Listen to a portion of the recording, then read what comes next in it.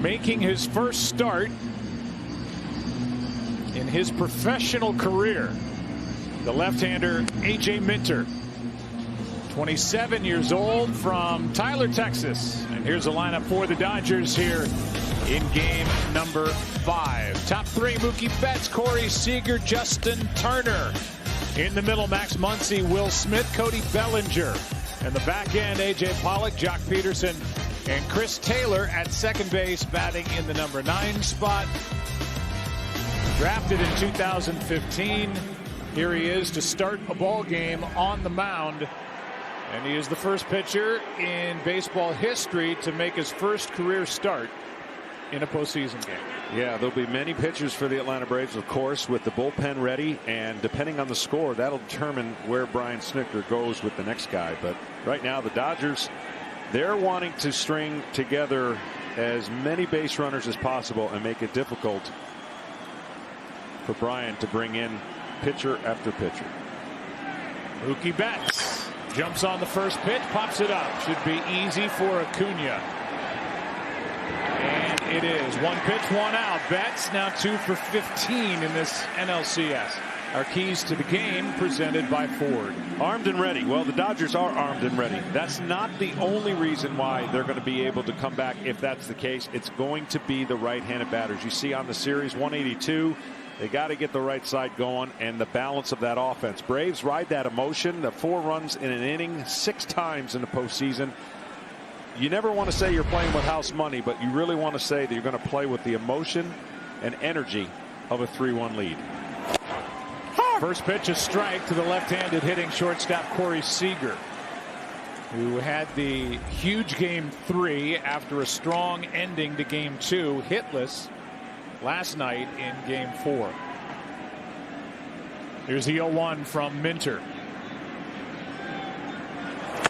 1-1. Ball and a strike. After Seager, it's Turner. And manager Dave Roberts put his lineup together that we just showed you, with Jock Peterson, the DH, batting in the number 8 spot, because he just doesn't believe that this lefty Minter will be around by the time the number 8 hitter comes to the plate. We'll find out together if that's the case. 1-1 is on the outside part of the plate. 97 from the lefty Minter, who this postseason 1-0, 3 games. And Seager didn't like that call, and now he's in the hole 1-2. Corey took Minter deep with a 3-run shot in game 2. And here he strikes out. Fly ball to right, a strikeout. No problem so far for the lefty. In the outfield, back to Nick Markakis in left.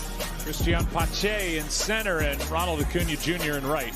Around the infield, it's Riley, Swanson, Albies, and Freeman. The catcher, Darno. He started every game this postseason for Atlanta, and on the mound, as we know, A.J. Minter. Throwing pellets early. I mean, ball's coming out of his hand just free and easy. Justin Turner now 5 for 16 in this series. First pitch swinging, can't catch up. 97, strike 1.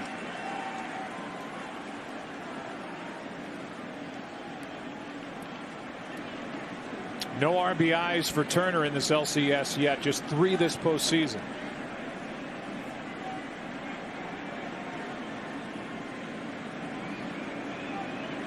Here's an 0-1. Oh, nope. Checked it. 1 ball, 1 strike. Well, from this point on, there's going to be a lot of testing of the patience of the Dodgers, meaning they don't have much room for error. And it doesn't matter what their regular season record was. Dave Roberts still feels like his team has a chance. Now, the difference is they got to execute, because the Braves have out-executed the Los Angeles Dodgers. That is a rocket down into the corner. A seed hit by Turner, and he's going to cruise into second with a stand-up 2-out double.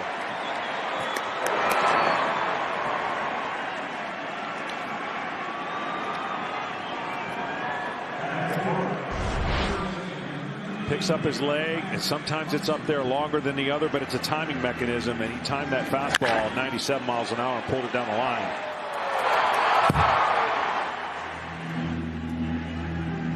Tonight's starter, Dustin May, hoping for a run or two to start his night. He'll be on the mound in the bottom of the inning. Here's Muncy.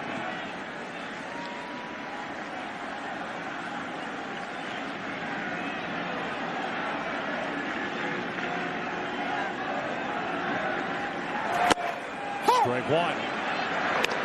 That angle that Minter throws has got to be difficult for lefties, and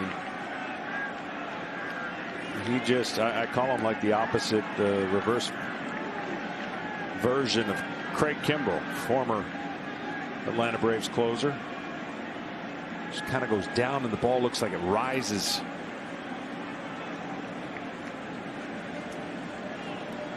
Runner at second with 2 out, and the 0-1 pitch to Muncy. Muncy had the big game 3, the grand slam, hit a double, a couple of walks. Trying to produce a run here in the first inning for the Dodgers, down 3-1.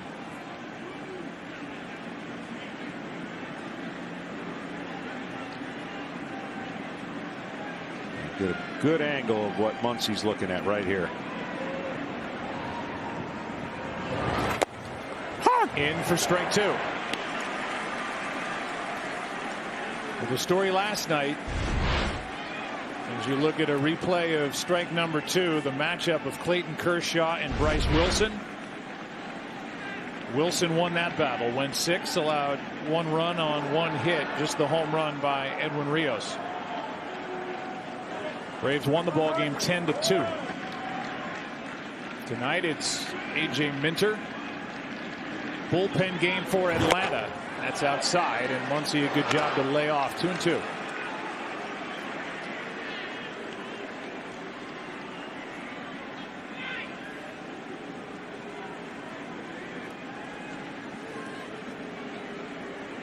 Prototypical starter tonight for the Dodgers in May.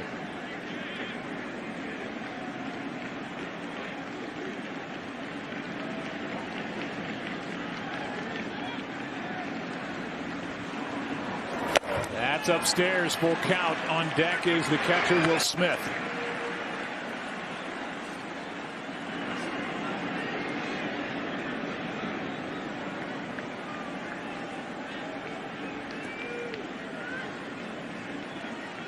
Three true outcomes. Muncy's one of the highest. Walk, strikeout, or a homer. Hasn't put the ball in play that often other than those 3.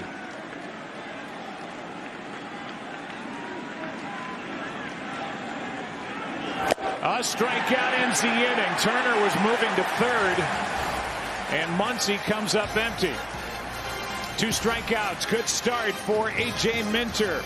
No score after a half. 180 pounds, 23 years old, from Justin, Texas. Drafted in the 3rd round out of Northwest High School. About a 45-minute drive from here to the Northwest. And he will bring it home to Ronald Acuna Jr. Bottom of the 1st inning, no score, game 5. Good numbers in the regular season, terrific numbers in the postseason. 3 games, 1 start, 1-0 record, no earned runs allowed. Inside. 98 as he slings it inside for ball 1.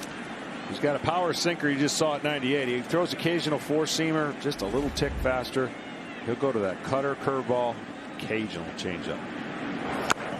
Check swing foul off the bat of Acuna, who has scored 5 runs in his NLCS. Still just has 3 hits.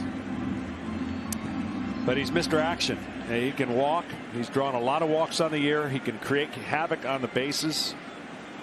This Atlanta Braves team can pick him up and put him down when they get on the bases. They can go first to third, first to home, and it all starts really with Acuna. Top 2 guys are good at that. Freeman, big guy, runs well. Good base runner. 2-2. If you look at the Atlanta lineup, it's Acuna, then Freddie Freeman, Marcell Ozuna, huge night last night in Game 4. Darno, Albies, Swanson, Riley, Markakis, Pache. 2-2 is inside. Full count. And this is where he has gotten better. And Acuna doesn't just 3-2 wildly swing. There's better recognition of the strike zone. That's why his walks have gone up. May brings it, and a ground ball to short. Nice true hop for Seager. One down.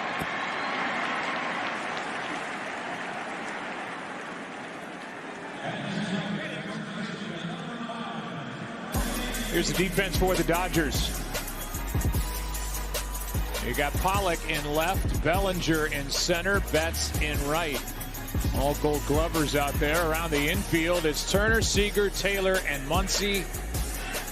The catcher is Will Smith. Big Dustin May on the mound, and a swinging strike from Freddie Freeman. I just tell you how good the Braves have been. The 1 through 4 in their batting order. One of the best OPSs since 1920 when you think about what they've done offensively. And yeah, only 60 games, but that's what makes them go. I mean, they're top heavy and they can do damage.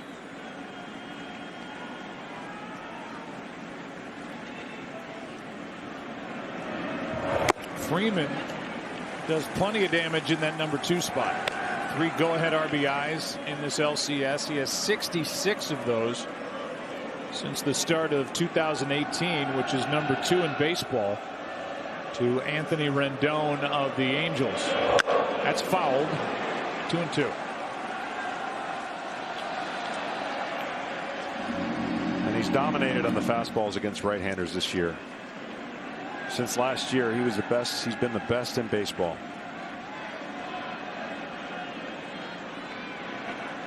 2-2 from May is down and in. Back-to-back full counts.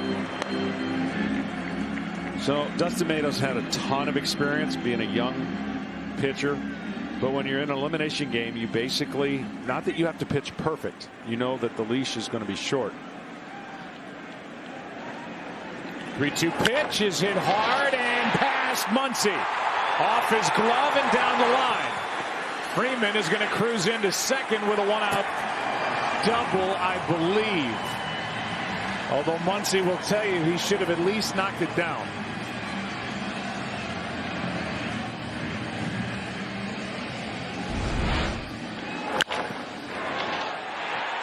Yeah, that ball hooked a lot, and when it got on the ground, he just couldn't get the glove open. And the timing over to do exactly that, Joe, and knock it down, at least keep it to a single. It is a double for Freeman, his 7th hit in 15 at-bats in this LCS.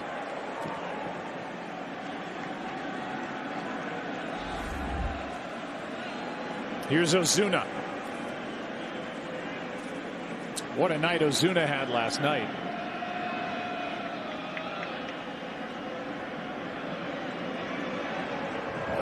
Ball 1. Player resume sponsored by Indeed. Last night, there are the numbers that bottom line. The first Brave with 4 hits and 4 RBIs in a single postseason game. 2 of his hits left the park. RBI chance here in the first inning, and time called at the plate. Talk about Acuna and the way that he gets the bat in the zone. Watch his front foot. It's just a little toe tap, the mechanism to time everything up so that when you go in to hit, it's not a big movement, just a little movement, toe tap, little move, come back, ready to hit. 1-0 pitch is in the dirt, squirts away. Freeman, there's the good base running. On his toes, ready to go. That ball didn't get away from Will Smith very far at all, and he's at third with no play. Just wonder if they got crossed up there. No, he just missed it. A rarity there out of Will Smith.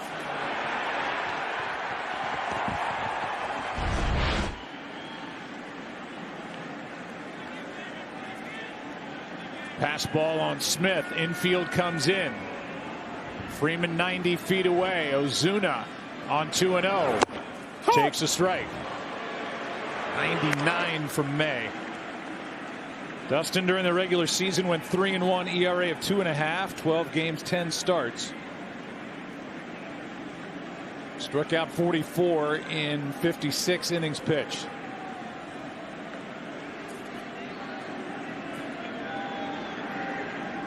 Two-one pitch.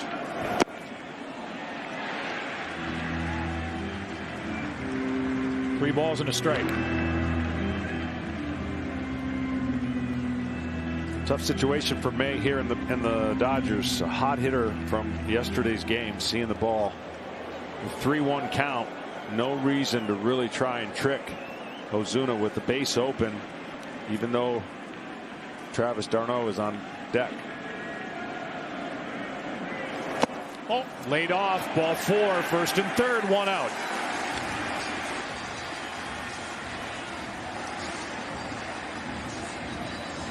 A double, a pass ball, a walk, and Travis d'Arnaud, who has 1 hit in this LCS but came in red hot, has the chance to put Atlanta on top here in Game 5. This is a team, the Atlanta Braves, and you wouldn't have known the difference between their 2 games they won and the 3rd game they lost in the clubhouse. They didn't treat it any differently. They've been loose. They're confident. You can see there, they're trying to seek that first pennant since '99. They are playing with a lot of that emotion we talked about in the open. Infield backs up, looking for the double play ball, and a strike is into d'Arnaud. Travis with a career high 321 average during the short regular season, 9 homers, 34 RBIs.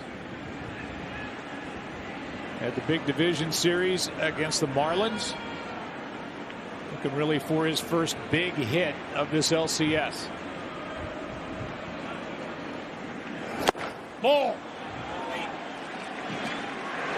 1 ball, 1 strike. And with the runners in scoring position, he's got a ground ball average, which you don't hear much anymore, of about 370 or above. And that's the ability to drive in runs. Know where to hit it.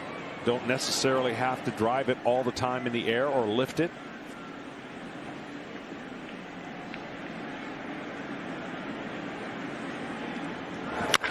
High fly ball into right field. Back is Betts at the wall. It is caught. Tagging, scoring is Freeman on a sac fly by d'Arnaud, and the Braves strike first in Game 5.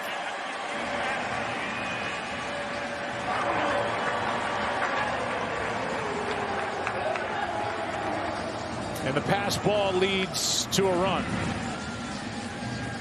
These are the kind of things when you're down in a series, everyone says, oh, you know, there's a lot, you got to play perfect. You don't. But this inning is an indicator of what the Dodgers normally do. They haven't done in the first inning. Pass ball, a play maybe could be made, and that's the difference right now for the kind of momentum that Atlanta feels like they have. And we've seen it switch. We've seen it switch in the previous series now that's going on in San Diego. It can switch, but it's up to the Dodgers to make that happen and execute. Here's Albies now, runner at first, 2 out, run home. Strike 1. I mean, the Rays were up 3-0, cruising. Looks like there's a chance it goes 3-3 and we could have a Game 7. That's how quick it could turn. Well, how about in the history? These 7-game series down 0-3. Only the Red Sox in 04. We know what they did. They won, but they're the only ones to force a Game 7. A Game 7. Astros trying to become the second team on that list. Strike 2 on Albies.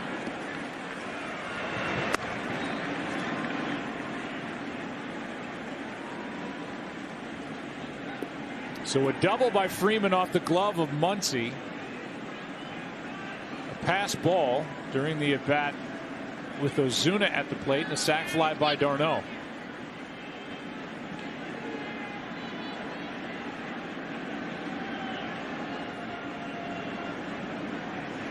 The 0-2 to Albies. No! He went around, and that will end the inning. But the Braves are on the board, up 3-1. Trying to end it here tonight. Up 1-0 after 1 in Game 5. Contests throughout the postseason. That apply to me? You say me, or are you just saying you? Anybody. I was throwing it out. Universal you.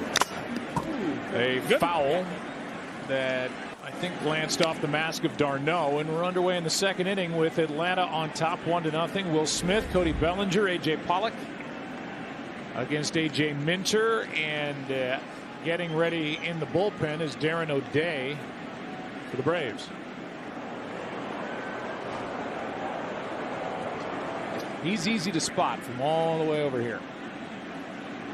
A 1 pitch to the left side. Swanson gets the high hop and gets the out.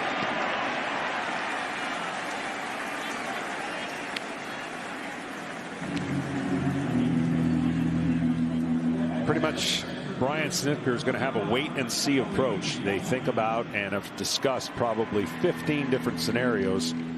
But as we talk to him and anybody who's in this situation, when you're basically having to use all of your bullpen because you don't have a starter, that's really the only way you can do it. If a guy's going good, you maybe extend him another inning or another batter, but you got backup ready. Yeah, I think for as much as analytics are involved, I think you have to trust your eyes. You have to talk to the catcher. You have to talk to the guy on the mound and see how he's feeling and hope that he's honest with you. But as opposed to an all-star game where a manager might have a set list of guys in an order coming out of the bullpen, Snitker and the pitching coach Rick Kravitz will just have to feel their way through the rest of this game. And the score in the inning is the huge indicator that is going to determine how he leverages. Everybody out there has a job to do, but not everybody's in the same leverage position, meaning late inning guys versus middle inning versus, you know, we need you to eat up some innings. So there's categories for each guy.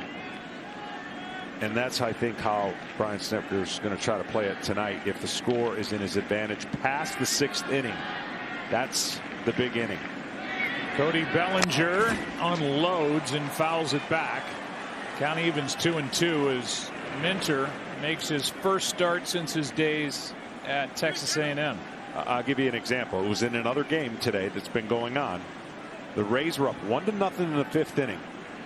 And the guy that saved all their games in the postseason, or most of them, came in the 5th inning.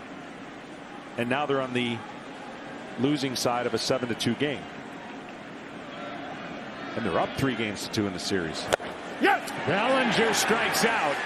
And that's already 3 strikeouts for Minter. Off to a great start. The National League Championship Series is sponsored by T-Mobile, connecting fans in all 50 states with America's largest 5G network. T-Mobile, your ticket to the game, and by Indeed. Upload your resume today. And by Hankook Tire, never halfway. Joe, Alex Anthopoulos went out in the offseason the year before, made some trades for some key relievers, and then signed some relievers this year for this exact situation. And obviously for 162 games, the balance of that season, be able to cover it with your pen. Pollock, strike 1. And to a man leaving spring training, I guarantee you, every player knows the weakness and the strength of his club. They knew going into this season the strength was in their bullpen, so they're not bothered by whoever comes in. And that is a great job by the general manager of the Atlanta Braves, shoring up a weakness that was 2 years ago. Alex, former Toronto Blue Jays GM, and was with the Dodgers in 2016 and 17. The front office head man by Andrew Friedman.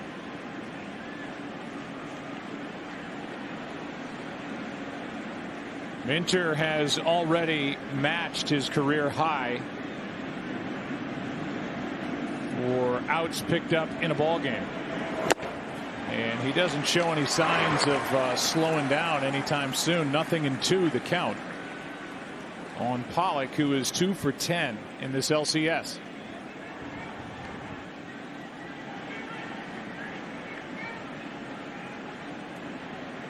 Pollock back in the starting lineup for the first time over the last 3 games.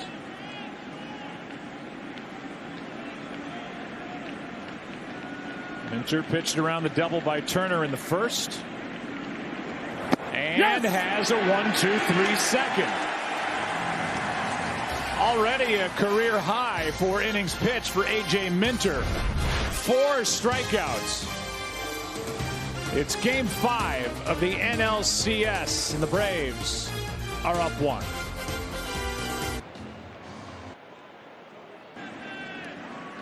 Well, there you go, pitching coach Rick Kranitz is talking to A.J. Minter, and it's going to be feel as the shortstop Dansby Swanson leads it off against Dustin May. And you know, you've been in those conversations before, and you've had them with the best of the best, and all they're asking for is honesty. And for Minter, I mean, you look at what he's doing. He is, so far, feels like he's kind of untouchable here in the first 2 innings. Yeah, I think part of that conversation is, look, we just need you to go out and get one more hitter. That left-handed hitter coming to the plate will be Jock Peterson. And then possibly turn it over to O'Day. The thing about being able to use many pieces in the game, it all works beautifully if everyone's on their game. We've seen these games played out before.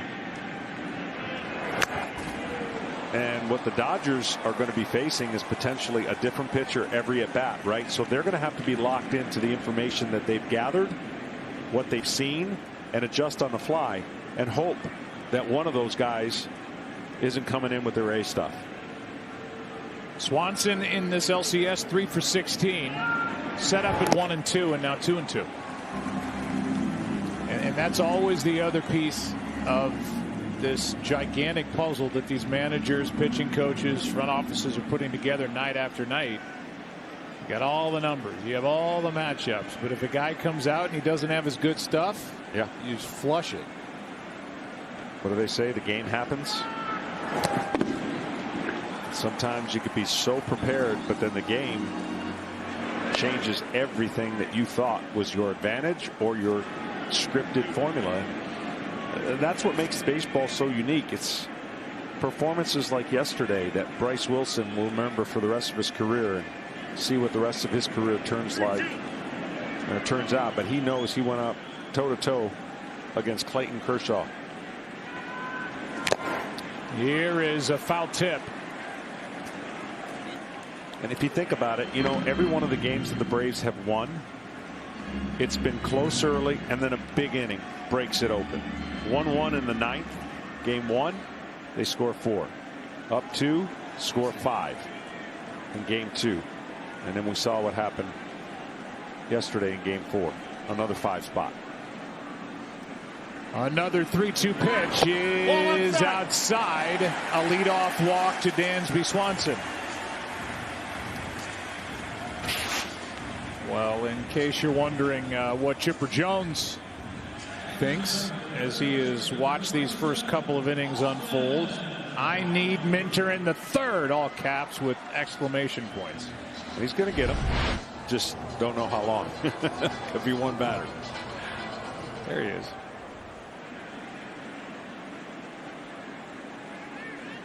Batter now is Austin Riley. 2 hits in this LCS. One of them left the park, and that was the tie-breaking home run in the 9th inning of game 1. Takes a strike.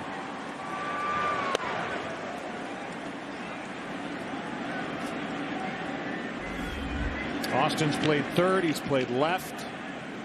6 hits this postseason. Hit 8 home runs during the regular year.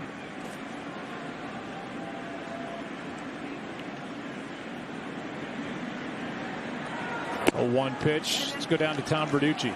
Yeah, it's interesting watching Dustin May work. He throws one of the best sinkers in the game. 99. He throws it more than half the time. He's running away from his best pitch tonight because the Braves are such good fastball hitters. They're trying to establish that curveball. Braves haven't been honoring it. Only 7 of his first 31 pitches have been sinkers. Here comes a 1-1 from May. foul. And that's interesting, Tom, because that information does come from like an Acuna or an Ozuna have preferred the sinker over the fastball, but that doesn't necessarily mean a well-placed sinker is going to fall in that category. So you're right. He has gone away from it. He does throw hard, but the touch and the crossfire of that four-seamer doesn't look like it's as connected as his money pitch.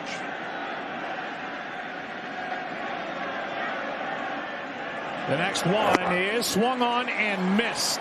Strikeout number 2 on the night for May, and out number 1 here in the second. I know I've said this, and I may have said this in one of our telecasts, but I learned such a valuable lesson early in my career when I heard the scouting report on leadoff hitter Juan Samuel, and it said dead red, dead fastball hitter. And I went, oh, shoot. I throw fastballs. What am I going to do? I threw 7 sliders in a row to start the game. He hit the 7th one for a homer. And I came in and I got chewed out. Like, what are you doing? I said, well, you told me he's a dead red fastball. They said, that doesn't mean you can't throw him one. Just throw it in the right spot. And we sometimes get carried away by the strength of that hitter. Swanson started and stopped. The first pitch is down to Markakis. Dansby stole 5, was not caught during the regular season. 1 for 1 this postseason. Had a break and then came back to the bag as Markakis took ball 1. Nick has struggled this postseason. 6 out of 29. No RBIs. Trying to get to his first World Series. Playing in his second LCS. That is right down the chute at 98. 1 ball, 1 strike.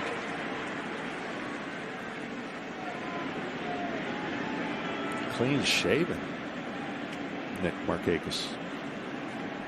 Got to change it up. I change it up at Sports Clip, but I can't go much lower. 1 ball, 1 strike, 1 on, 1 out. May checks on the runner, and Swanson was frozen for a split second and dives back in.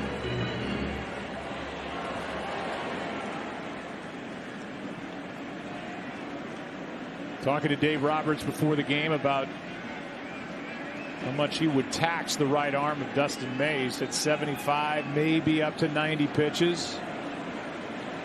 How far will that get him? Already thrown 36 and has just 1 out in the second. See, if you're the Braves, this is where you can get a little creative and aggressive at the same time by putting as much pressure you can. With the threat of stealing, that'll help get a better pitch for Nick Markakis. Just the concentration that he's having to spend on Dansby.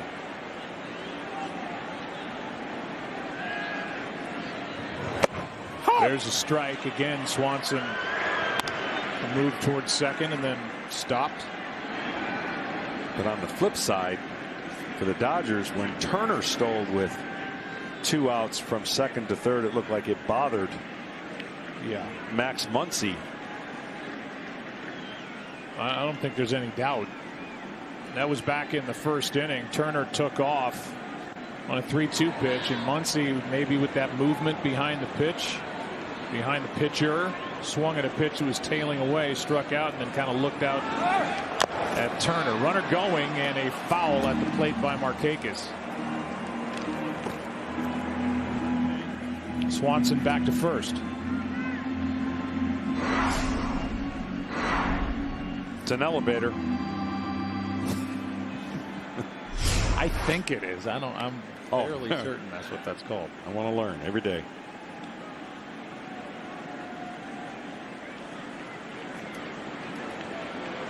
Swanson, a leadoff walk and a strikeout of Riley, and Markakis waits for a 1-2. 2-2.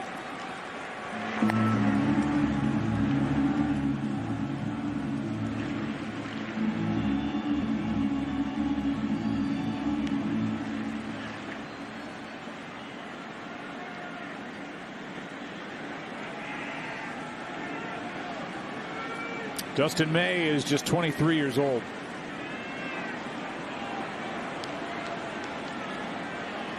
Still considered a rookie.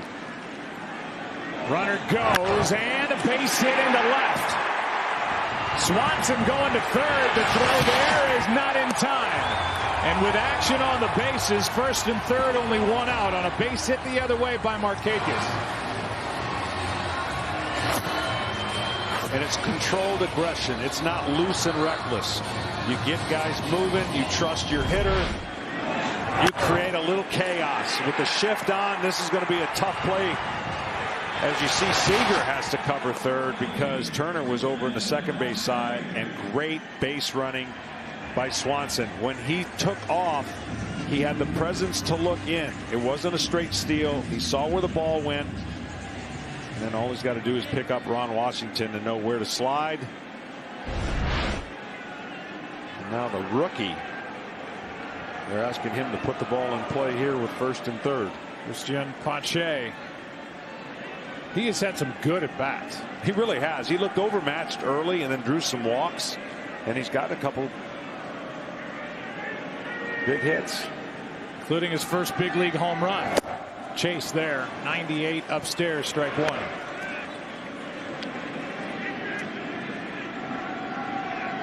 And this is a good meeting right here. He either missed a sign or a reminder of what to do here with that huge swing on the first. Ron Washington may be telling him, look, choke up a little bit, use your speed, put it in play.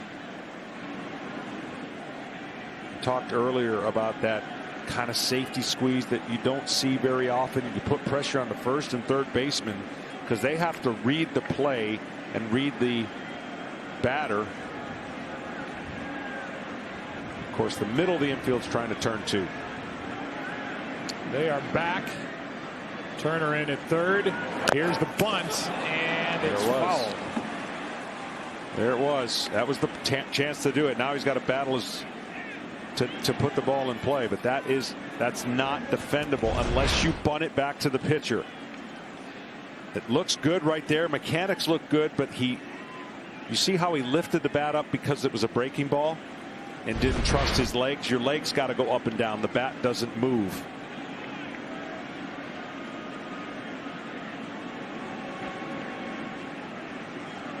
So the 0-2 pitch now with one out in the inning.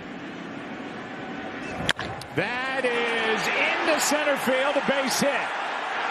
Atlanta doubles its lead at 2-0 as the rookie Pache comes through on an 0-2 pitch.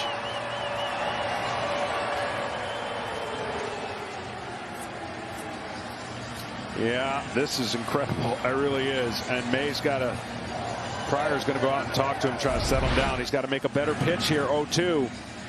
He wraps that breaking ball, and that is got to be off the plate, but off the end of the bat is what Christian did with 2 strikes.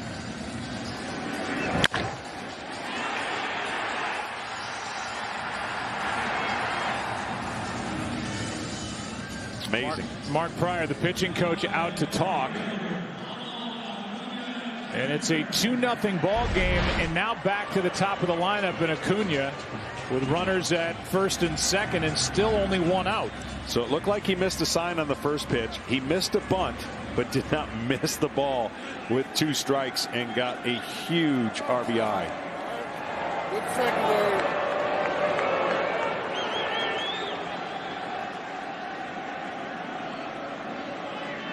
Fourth RBI of this series for Pache. What an opportunity here for the Atlanta Braves. Up 3-1, leading tonight, a chance for more. Ball down. That missed low, ball 1. Both bullpens are quiet at the moment.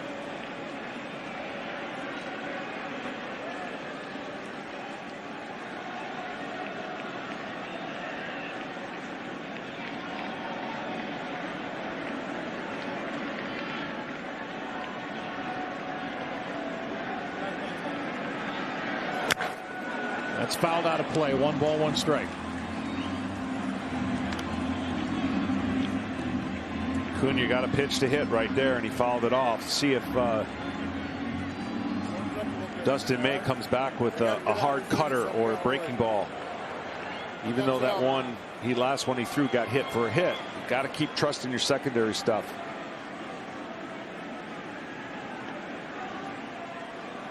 A walk, 2 singles in the inning. And time called at the plate.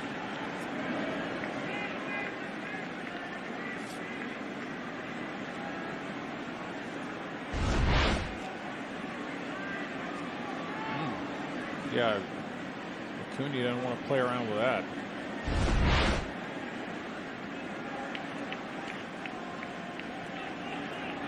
Now the 1-1 pitch from May. That was a much tighter breaking ball.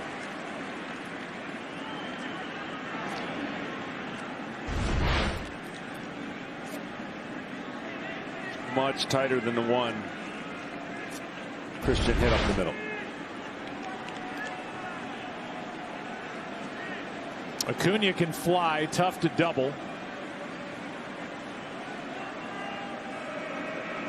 May led this Dodger pitching staff in inducing the double play ball as he misses up and away 2-2. That was during the regular season, and nothing has come easy for the big right-hander so far tonight. He's having trouble burying that 2-seamer in. He's crossfired a couple of them, thrown them up and away, even got a strike call. But the money pitch that he was trying to throw is jam Acuna in with 98.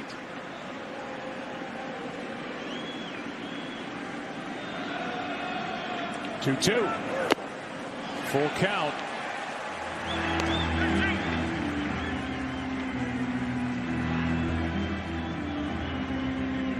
See, that's what happens when hitters get a chance to see a ball out of a hand that's truly up and away and has no purpose, and then a breaking ball that never starts on the plate. It becomes a less competitive pitch, and that's why you don't see those guys go after it. Had he hit with one of those fastballs, then followed it with it on the same plane, that is difficult for hitters to lay off of when you got to protect against 98. I'm a bit surprised nobody's up for the Dodgers in their pen. You feel like the second inning in the heart of the order with the Braves, this thing could get away from the Dodgers. Here's a fly ball into right. Betts is there. Action starts for the Dodgers in their pen, and that's out number 2.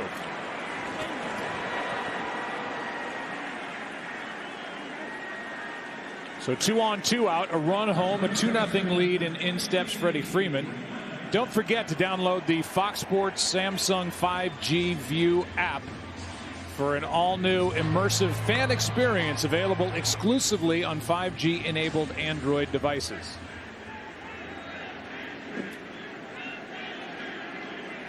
I believe it's Blake Trinan getting loose for Los Angeles out in their pen. Who would have thought that the Dodgers bullpen would be active while the Braves bullpen for the most part has been quiet. They did have a right-hander up for a moment, but right now AJ Minter doesn't look like he needs any help.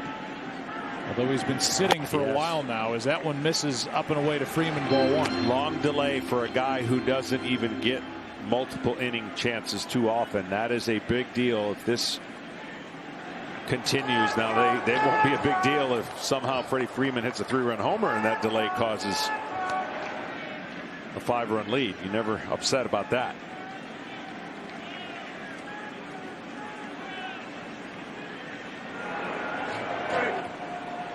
Minter's trying to stay loose. It's been just under 20 minutes. He's been in the dugout and off the mound. Here's a 1-0. Late swing and a miss by Freeman. And people might go, well, what's the big deal? Well, it is a big deal because you start cooling down. You want to stay hot. You want to be able to know that that rhythm you had, you want to continue. It would be, I guess the equivalent would be Freddie Freeman takes 5 minutes in between each pitch to try and hit a pitch. It would be much more difficult to do. Here is a 1-1 from May. Oh. Just a little off.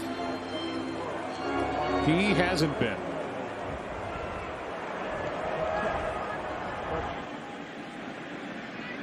Now O'Day is back up and just trying to stay loose in the pen. A lot of moving parts here early. 2-1 pitch is fought off and fouled off. Strike two. It's just like a rain delay when you're in the bottom of the fourth trying to just convince your manager I can wait out an hour for a half an inning.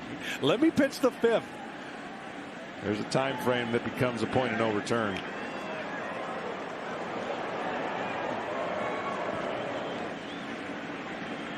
Runners on at first and second. 2 out, 2-2 pitch is fouled away.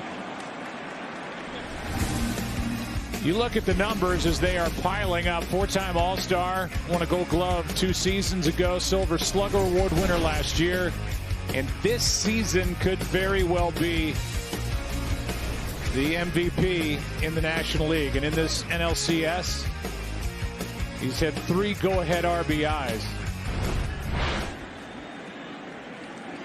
Just to be clear, the votes are already in, so postseason has no bearing. This long half inning continues, and a 2-2 now.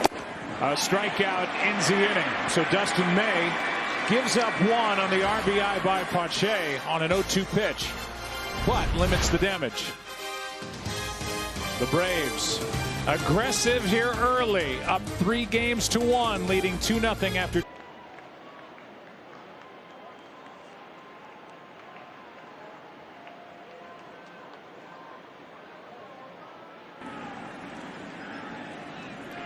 Well, Jock Peterson is the DH. 7 for 17 this postseason, 5 for 11 in this LCS. And he does indeed get the lefty Minter. As we said early, Dave Roberts put Peterson in the lineup as the DH, lefty on lefty, thinking that Minter wouldn't be around by the time the number 8 hitter came to the plate. And Minter's back out there and fires a strike up 2-0 here in the 3rd inning. Peterson, then Taylor, then back to the top, and Mookie Betts. Outside. Well, he's been nasty. When he misses just off. And again, the angle he creates on a left-handed hitter, got to be very difficult. Got to believe this is his last hitter, and he's done an unbelievable job up until this point.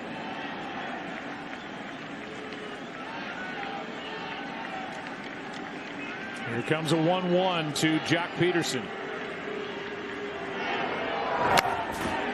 Good swing, but foul back to the screen. It's 1-2.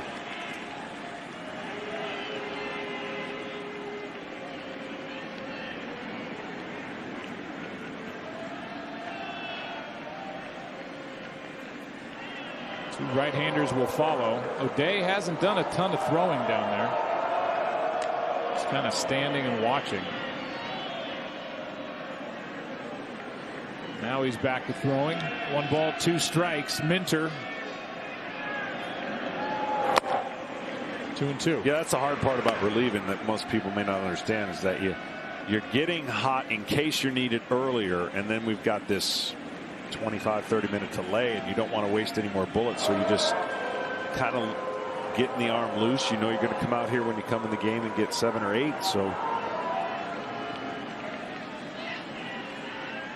Peterson trying to get on and get something started for the Dodgers here in the 3rd inning. 2-2 pitch is strike 3. 5 strikeouts through 2 1/3 for Minter. And the batter will be Chris Taylor. Dotting the upper corner of the strike zone against lefties. Nothing they could do about it, even if they knew it was coming the way he's placed it. And they're sticking with him. Might go 9. Taylor is 1 for 11 in this LCS.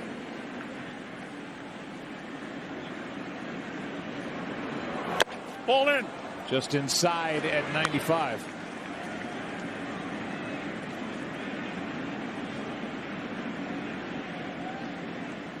You've got a right-handed hitter here, a right-hander on deck in Betts, and then the left-handed hitting Seager.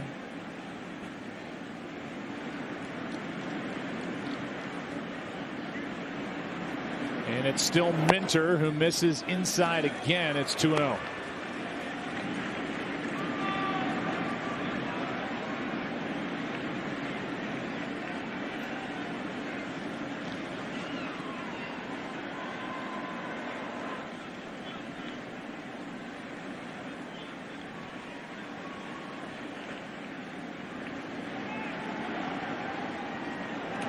Pitch, high and tight, 3-0.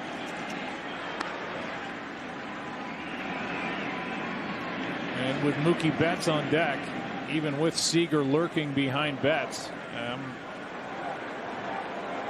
the belief that if Taylor gets on, that's got to be it. You would think.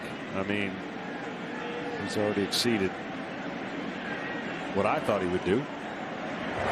There's a strike. Maybe Minter can battle back in this appearance by Taylor.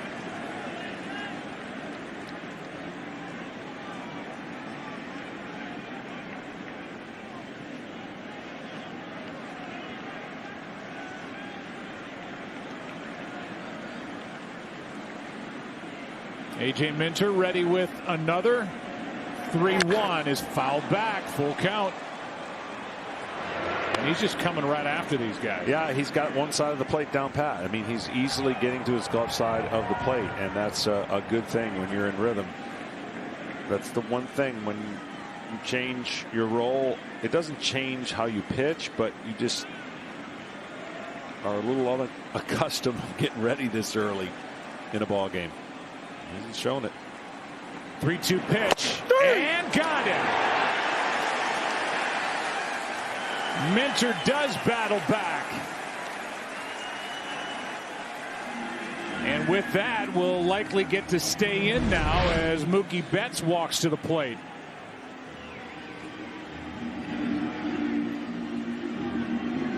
Each corner of the box, he is peppering the upper tier of the strike zone. I mean, you talk about exceeding expectations. Last night, Bryce Wilson. Tonight, A.J. Minter. First major league or professional start. He's really doing more than just being the quote-unquote opener. He has struck out 6. His last 2 starts took on Nebraska at A&M, and now he's in the NLCS pitching in Game 5. 1-0 pitch to Betts is up and away, 2-0. Betts fly to right on the first pitch. Well, you got to believe now he's in at least for the next batter, right? If Betts walks.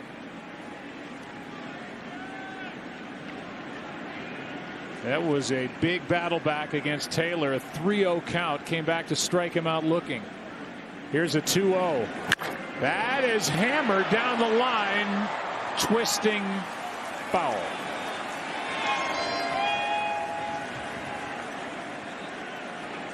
Two and one. First pitch, Betts has gotten up in a while, and you saw what he almost did with it. They've been pounding down in the zone, and really, Tom talked about in the open, pounding him with fastballs, and have had some success.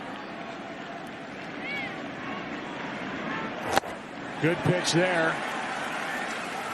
So that's where they want it. They want to keep the ball in that plane.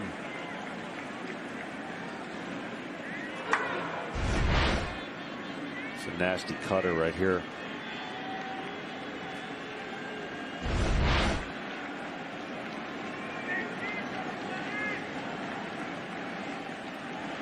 It was 2-0, now 2-2. And Betts has to skip the rope. Full count. He really threw that changeup a little too hard. What did you say? Umpire's really happy with Travis. That was Dan Iassoni. He just said, thanks, Travis.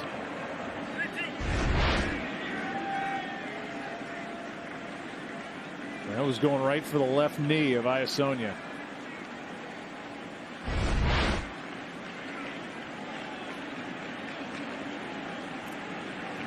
Three-two pitch now to Betts, and a foul out of play.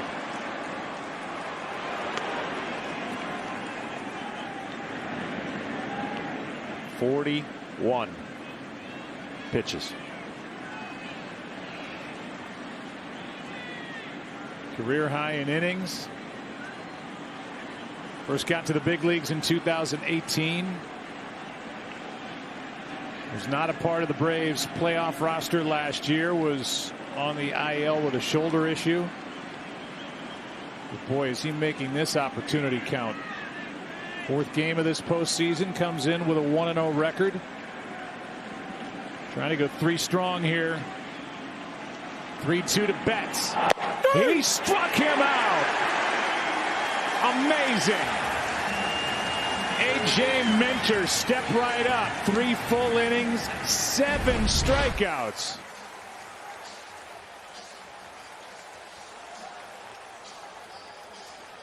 How about the 27-year-old left-hander? Braves up 2-0. In game number 5, Dave Roberts goes and takes his starter Dustin May out, and it's all smiles and hugs and high fives in the dugout for A.J. Minter. What a job he has done here tonight. First time he has started as a professional baseball player, as Joe Kelly takes over and misses to Ozuna. And we're underway in the bottom of the 3rd inning. And 7 strikeouts for Minter along the way. We've got 9 outs, 7 of them via the strikeout. And a Dodger team that really, doesn't. They're not in the upper tier leaders of strikeouts. So no, they were number 1, John, in home runs, and they had the 4th fewest strikeouts in baseball this year. Yeah, that is to tell you how filthy his stuff was. Here is a 2-0 pitch to Ozuna from Kelly. You know what Marcel's thinking about, and that spinner stays up and in. It's 3-0. Joe Kelly will throw a ton of breaking balls, and he's got a firm fastball, but every once in a while he loses the strike zone. And Dave Roberts is hoping maybe he can get 2 innings. Who would have thought that the Dodgers could potentially use more pitchers in this game than the Braves? 3-0 is a strike that just caught the top edge of the strike zone. Ozuna thought he had walked for the 2nd time tonight. Darno and Albies will follow, as Minter outlasted May. Here comes a 3-1 pitch from Kelly. Full count.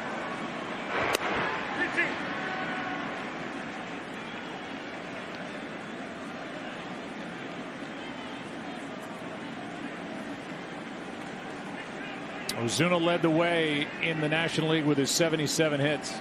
With 338, 18 home runs. Popped 2 home runs here last night. Has 3 this postseason. And he's on to start the inning into center field. Leadoff man is on for the 2nd straight inning, and for a game break, let's say hello to Kevin Burkhardt.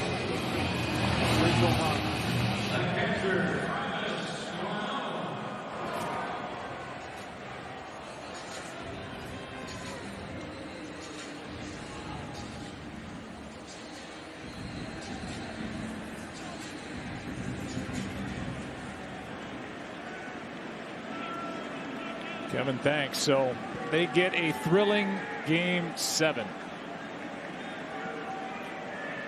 We're starting to see things we normally never see. Last year, World Series, no home team won a game. This year, of course, with a new playoff format, you've got already 2 series kind of going in opposite directions of what you think is going to happen. The opposite's happening. And this 7-game format had a chance and still can make managers look really bad because their hands are tied with all kinds of decisions with no days off, right? So you're just hoping your guys execute so you're not asked those questions after the game. Why'd you do this? How come this move? Kelly a little wild here. Ran it to 3-0, then gave up the hit to Ozuna on a 3-2 pitch. Now the count's 2-0 on Darno. who drove Mookie Betts to the track in right for a sac fly back in the first inning.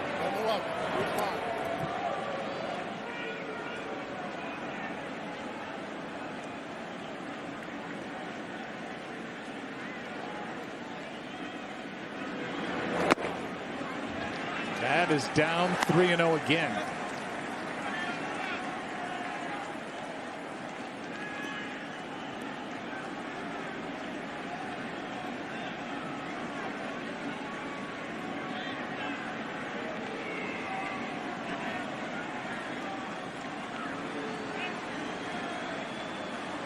The Atlanta catcher is taking on 3-0.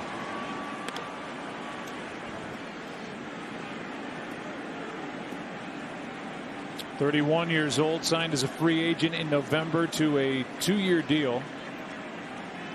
Resurrected his career after the Mets cut him loose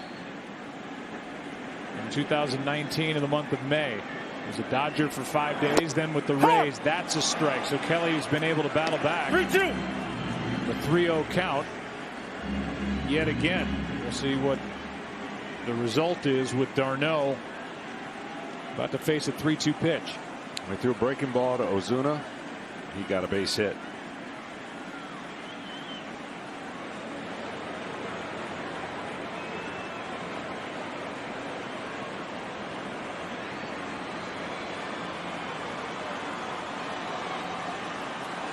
And Kelly steps off.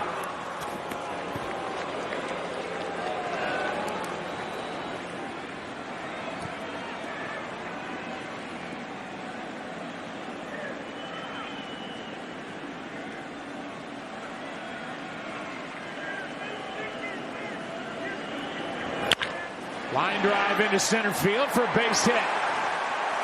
Back-to-back hits by Ozuna and d'Arnaud, and it's 2 on, nobody out with Albies coming up. With the Astros win, if necessary, we'll be back here tomorrow afternoon for Game 6 of the NLCS. Coverage begins at 3:30 Eastern on FS1 and the Fox Sports app. Then the Astros will try to cap off an incredible comeback against the Rays. Game 7 of the ALCS at 8:30 Eastern on TBS. If you're just tuning this one in, a matchup of A.J. Minter and Dustin May coming in. A.J. Minter, his first professional start. Career high 7 Ks in the 9 outs that he picked up. Christian Pache with an RBI single in the second, and that bottom line was Dustin May lasting just 2 innings, allowing 2 runs on 3 hits. Well, back-to-back 3-0 counts to 3-2 to 3-2 breaking balls, and both resulted in hits to center field. He's going to have to get ahead with his fastballs. Albies with a chance to add to this lead. Grounds to the right side. The runners will advance. 1 out.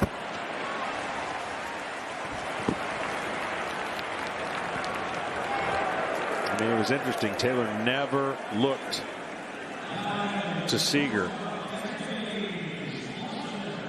It was hit slowly, and he decided that he was going to take the surest thing with the speed of Albies.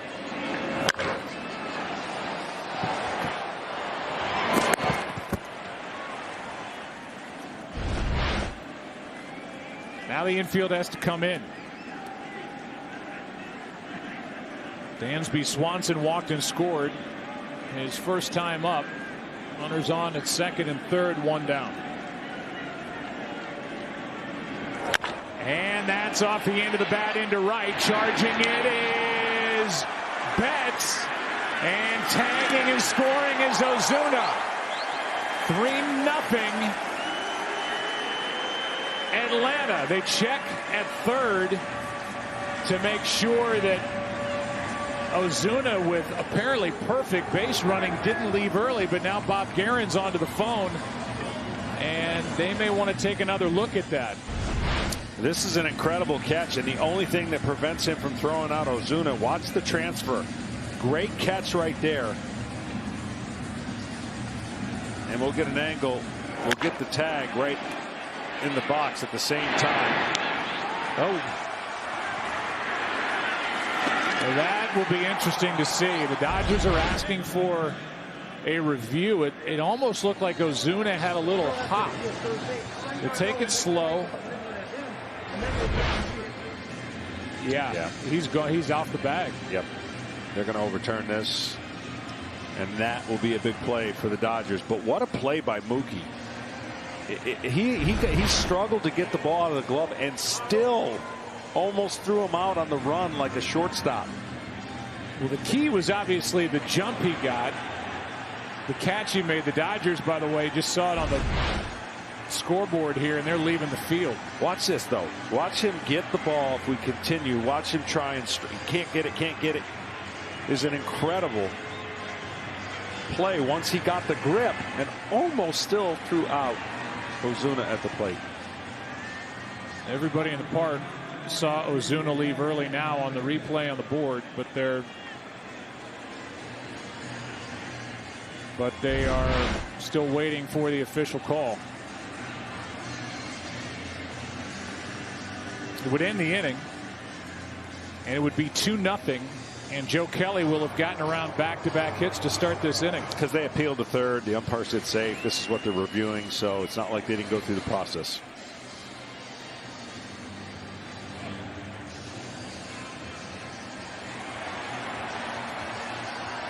Dodger fans in attendance are watching it on the board here, and there's a call, and the inning is over. What a play by Mookie Betts in right. Got the jump, made the catch. Ozuna left early. 2-0 after 3 in Game 5. Well, we'll give you some more looks at that play a moment ago that led to the end of the 3rd inning, and who knows what that leads to here in the middle frames. 2-0 still Atlanta. At first and second, nobody out. Second and third, one out. They don't score. Great play by Mookie Betts in right. And just almost because of where that line drive was sinking, where the ball brought Betts, and how many people Ozuna had to look through to see if Betts caught it or not. Here's a fly ball foul into right. I think that's what drew Ozuna off the bag to try to see Betts. Look at all the people he's looking through here. Turner, Seager, d'Arnaud. And he left too soon. He just topped off the bag. Yeah, well, first I think of what he's thinking, in that he's got to get the absolute best jump possible to beat the throw because of how shallow it was coming in. So that anticipation and what you just said, the angle he had, put him in a tough place. Once he left, he was in no man's land, and he had to just try to go and hope that nobody saw it. Nobody saw it. Not in the world of television. No. 2 balls and a strike now on Seager, who hits one into center field. Back is Pache at the wall, and it's gone. 2-1 here in the 4th inning, as Seager gets home run number 3 of this LCS.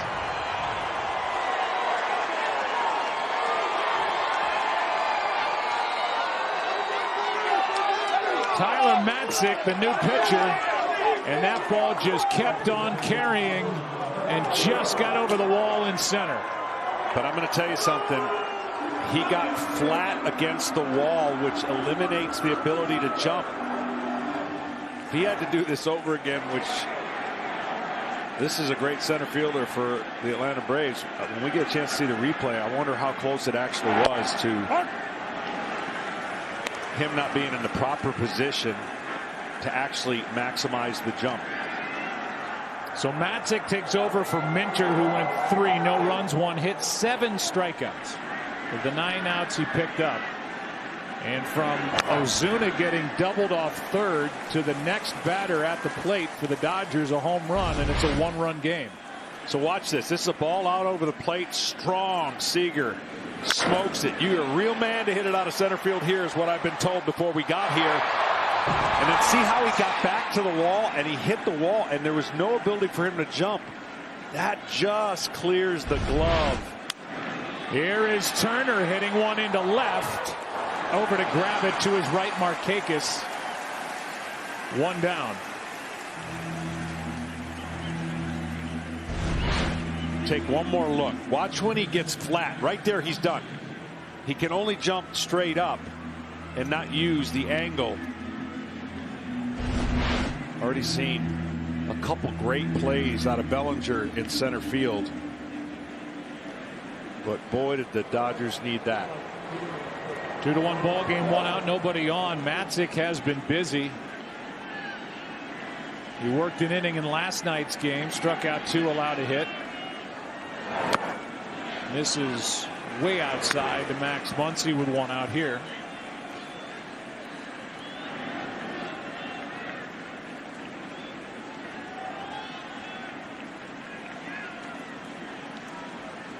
Third appearance in this LCS for Matzik in the 5 games. That sweeps into the strike zone. 1 ball, 1 strike. When you're playing against elimination, there's more tension than you want to admit, and that can relieve a little bit of tension. 1-1. 2. In for strike 2. And that's why anybody who says, and I've been on a ton of elimination games, that's why anyone who says, we got nothing to lose, our backs are against the wall, blah, blah, blah, blah, blah. That's not true.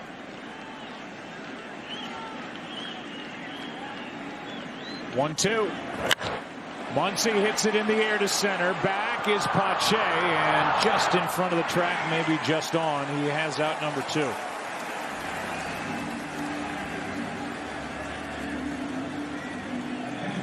With the bases empty, Will Smith will step to the plate 0 for 1.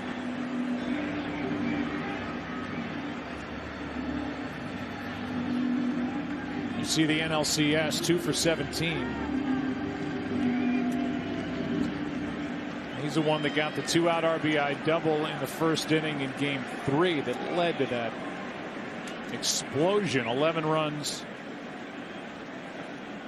10 of them scoring with 2 out in that first inning on 7 hits. Ball in. But not much else. Ball 1 inside.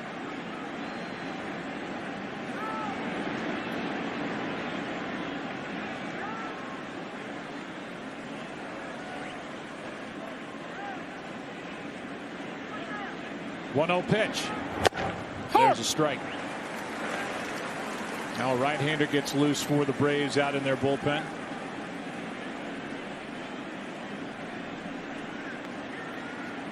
Looks like Shane Green. 1 ball, 1 strike. 2 out, nobody on, a run home.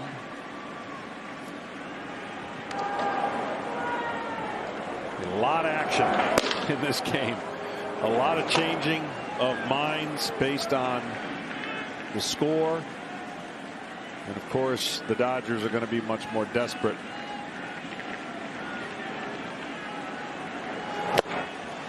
Two and 2 on Smith.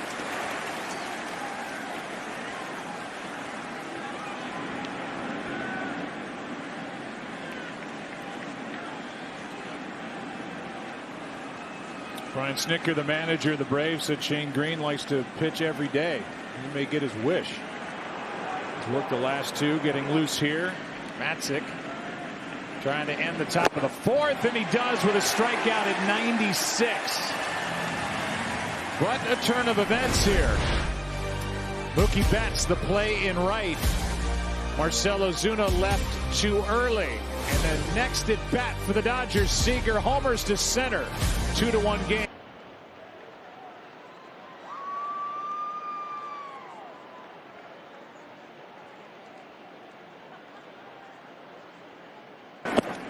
Blake Trinan takes over for the Dodgers after Kelly pitched a scoreless inning.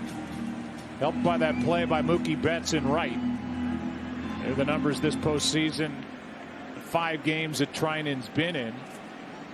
2-1 ball game. Bottom of the 4th. Austin Riley, 1 ball, 1 strike. It's a heavy sinking action that Trinan known for. Hard cutter. Sunk it right under the hands of Riley. 1-1 pitch is down.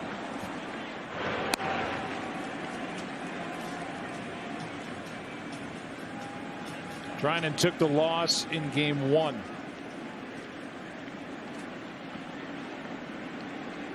Got 3 runs on 3 hits in 1/3 of an inning.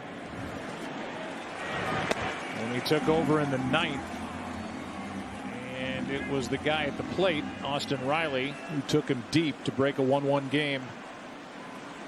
Turned it 2-1, a ball game that was won 5-1. Here comes a 3-1 from Trinan. Skied into shallow center, and who's going to end up with it? Taylor. All right, we've been talking about this the entire NLCS. Every time a batter hits a home run that directly hits the "hit it here" sign, a fan will win a new RV from Camping World. For rules and how to enter, visit campingworld.com/NLCS. It is 90 feet wide by 11 feet tall, that banner. Nobody's hit it yet. Here's Markakis, singled into left his first time up. Takes a strike. Let's go to Ken Rosenthal. Well, Joe, Nick Markakis was out on a boat opening day when Braves GM Alex Anthopoulos called him and asked him to reconsider his decision to opt out of the season. Anthopoulos said no pressure, but Nick, things are much better now. The players had grown accustomed to the health and safety protocols. Freddie Freeman and other Braves who had contracted COVID-19 were either recovered or on the road to recovery. But Anthopoulos said, don't take my word for it. Call your teammates. Call Freddie Freeman. Call Tyler Flowers. So Markakis did. Freeman said, Nick, I promise you, you will have fun. And Flowers also reassured him. But Flowers also said he knew he was going to be part of a pretty good team, too. And here they are winning their 3rd straight division title. In their first NLCS since 01 and trying to get to their first World Series since 99. And a strikeout for out number 2. And he would like to get his name off that infamous list. Most games without playing in a World Series. Coming into this LCS with 2,175 games played, no World Series.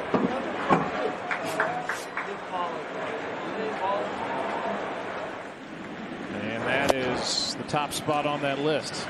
You're right, he'd like to get off that lineup is Christian Pache, whose RBI single in the 2nd is the difference in the ball game right now. Game 1 an 0-2 pitch. Tops that one foul, and the count 0-2. I mean, he's just another example of when things are going right. Unsung hero for the Braves. I'm pretty sure he was like glad to be here, but probably wasn't in the blueprint to play, and now he's been forced to play, and he's done an incredible job because of Duvall's unfortunate injury. Pache able to lay off that good pitch by Trinan. Yeah, Duvall went down with a strained oblique, so Pache gets a chance, and he's looked good. He had speed, defense, and whatever they get out of his hitting, a bonus.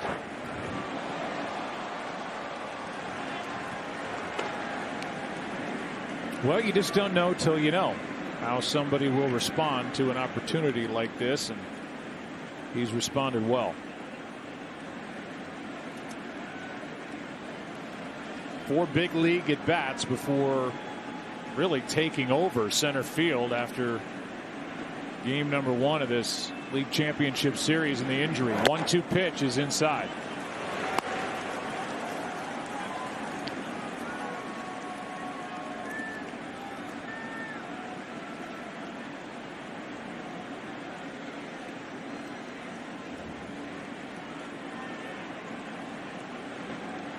Pitch number 14 of the inning for the big right-hander is grounded left side. Seager has to hurry and throws a strike. A 1-2-3 inning, first of the night, turned in by Dodger pitching. We're starting to see some smiles down there for Los Angeles, down by 1 after 4 in Game 5. The stadium, home of the Rangers, and Tyler Matzik, who gave up that leadoff home run to Seager last inning, then retired the next 3, fires a strike to Cody Bellinger. And the 5th inning of Game 5 is underway. 2-1, Atlanta on top. Yeah, and with the start of this game, really, the thought was, can you slow down the left-handed batters of the Dodgers? So Braves have pitched 2 lefties. Strike 2. And Snicker thought that would be his best chance, and only Seager, of course, hitting that homer. But it's been a left-handed dominant lineup for the damage for the Dodgers.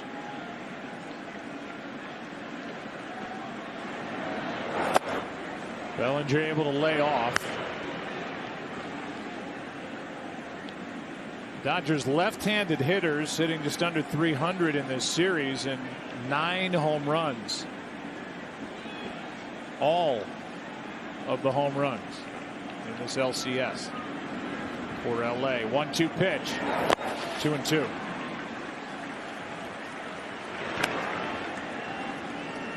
Kike Hernandez, I beg your pardon, tied the ball game in game number 1. So he has the only right-handed home run, and he's not in the lineup.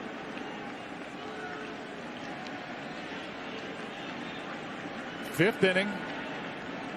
It was 0-2, now the 2-2. Strikeout by Matzik.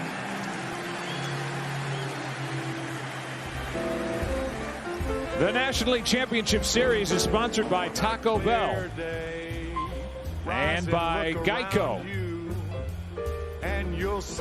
by Camping World, making RVing fun and easy since 1966. Happy birthday, buddy. Hall of Fame broadcaster, Ford C. Frick Award winner, Tim McCarver, at Fox Sports for 18 years, calling games just like these. And a great partner. Sing us to break. Pitching change here in the 5th. He is working for the 3rd consecutive game. Had a chance to talk to Brian Snitker before the game and said, boy, Green looks like he's throwing the ball great. Is he available tonight? And he said Shane wants to pitch every game. And here he is, 3rd game in a row, dealing with A.J. Pollock. 1 out, nobody on. 2-1 ball game in the 5th, and that's a line drive into center. Tying run is on with 1 out as Pollock gets his 3rd hit of this LCS. A rocket into center. Everything that Shane throws moves. Right there, he'd have liked to seen that slider move a little bit more, but he's got a great 2-seamer against the left-handers. And here you see that big circle. Whenever the big circle, which is the seams that come together, the hitter recognizes that and can do more damage against a pitch that has a tight circle, like a dot. Those are the spin the pitchers dream to have. Well, here's Jock Peterson. He gets to face the right-hander. That rides outside. Peterson had a 4-hit game 3 that got him in the lineup for game 4.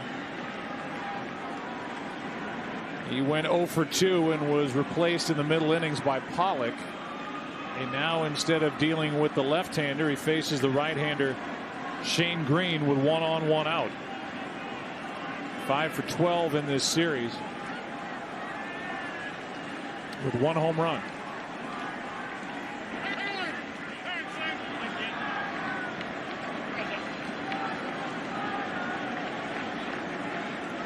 Matzik goes an inning and a 3rd, 1 run. 1 hit, 2 strikeouts, no walks. The 1 hit was off the bat of Corey Seager that left the park into straightaway center to make it a 2-1 game.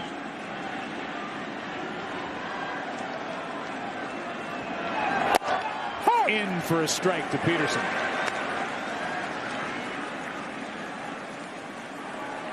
So Matzik, like the left-hander before him, out and watching with the rest of us. A.J. Minter got the start and was phenomenal. 7 strikeouts. First professional start, 1 hit in 3 innings.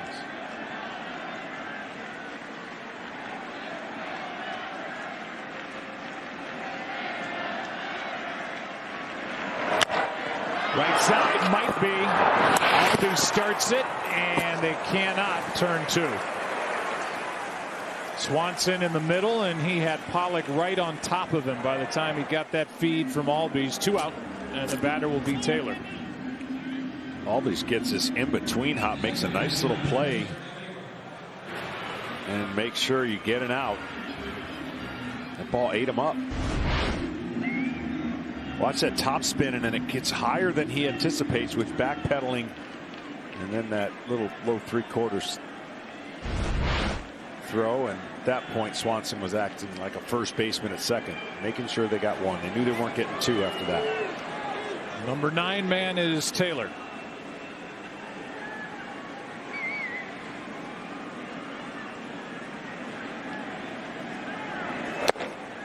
Strike one. Taylor just 1 for 12 in this LCS.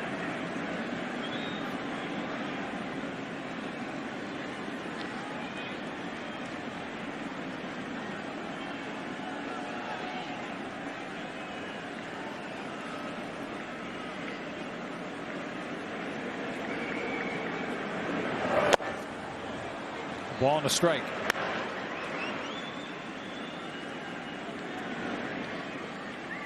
Chris Taylor was the co-MVP of the 2017 NLCS. Shared the award with Justin Turner.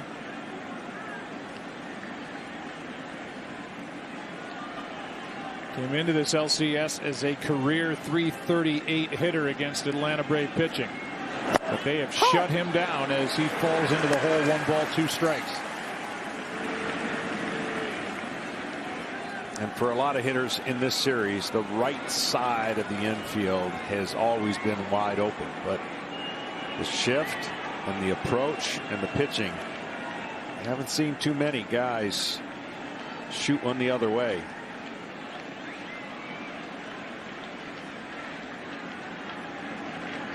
Tying run at first, 2 out. 2-2.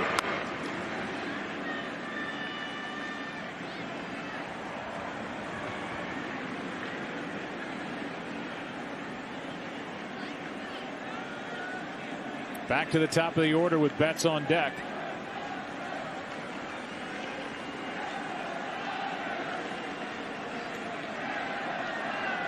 Dodger fans in attendance trying to cheer on their team. That's right off the end of the bat.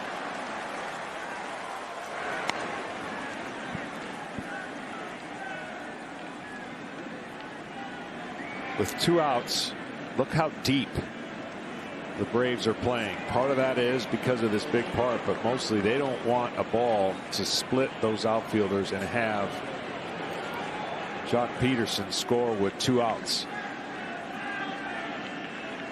They'll give up the short hit in front of them to protect against the tying run on first base. 2-2. Hard hit, but right at Swanson stays down on it, gets the force out, and into the bottom of the 5th inning we go. It's game 5. Shane Green, nice work yet again. Still 2-1 Atlanta. On top, up 3-1 in this LCS. Bottom of the 5th inning. Top of the order. Blake Trinan, a 1-2-3 4th. Pitching in the 5th. And a ground ball left side. Acuna. 0 for 3 and 3 out of 16 in this LCS. That'll bring in Freeman. Dodgers will have the top of their lineup to the plate in the 6th.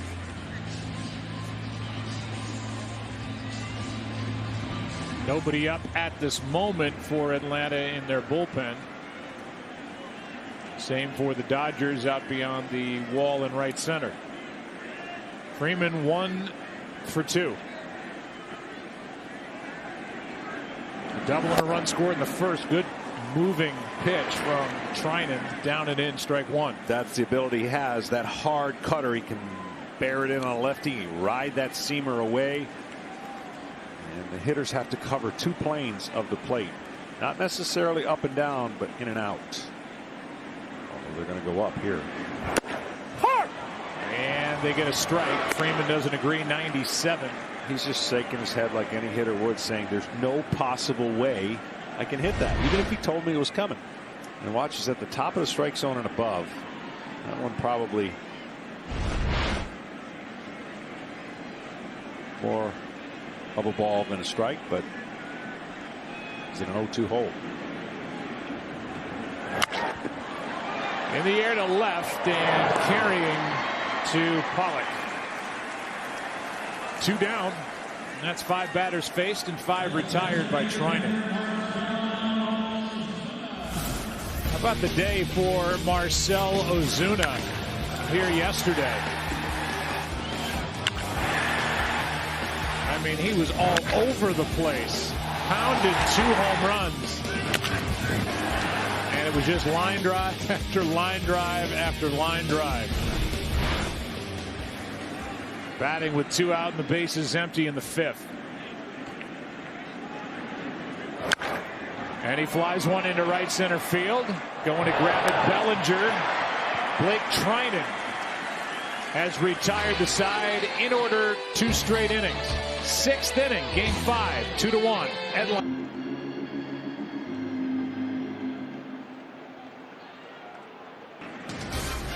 Welcome back to the NLCS, presented by Camping World. Good ball game, 6th inning now. Top of the order for the Dodgers, down by 1, trying to force a game 6 tomorrow afternoon here in Arlington. Shane Green back to work. Oh, major cross up. Wow. Ball 1. You don't see that with nobody on in the first pitch of the game. I mean, this is a merge. He could have really gotten hurt there. Darno just at the last moment got a piece of that. First pitch of the inning. It just doesn't usually happen like that. Mookie Betts, 2 out of 16 at the plate, has made the defensive play of the night so far, and he grounds to third. Going to be a tough play. Riley long throw and not in time. Infield hit for Betts, and he's on to start the 6th inning.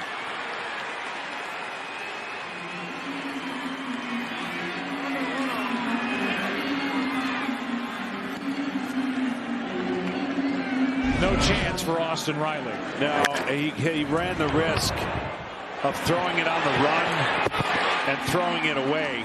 He tried to gather and give his strongest throw, and by that point it was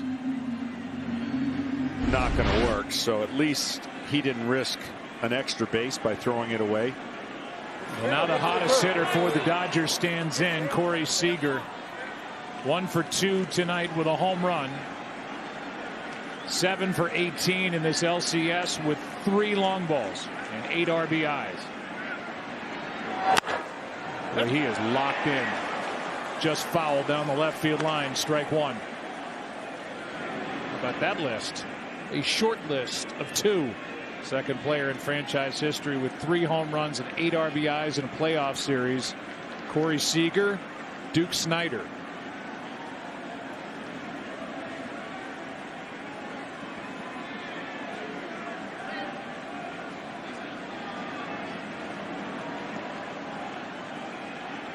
This is as good as Corey Seager has looked at the plate over an extended period of time in the big leagues.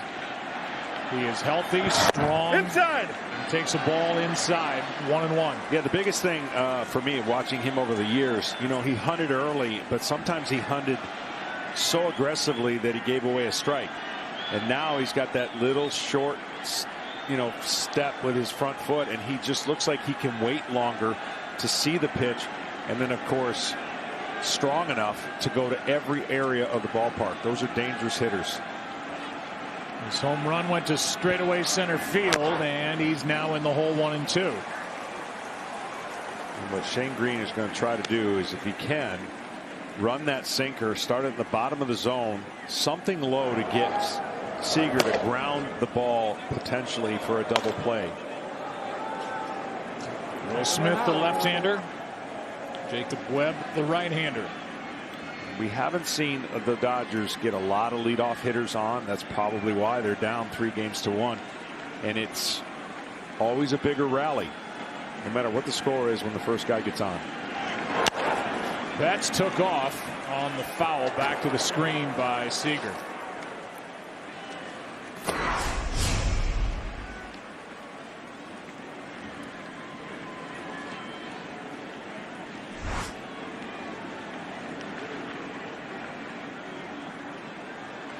Infield hit by Betts.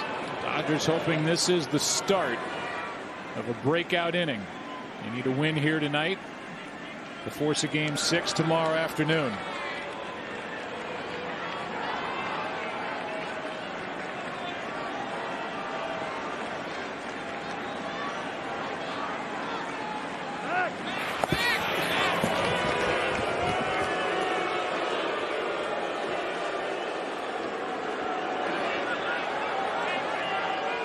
It was an infield hit that started that 11-run first inning in Game 3. Provided by Betts.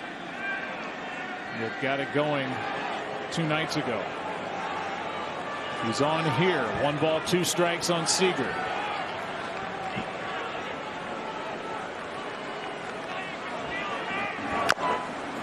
That is a foul at the plate.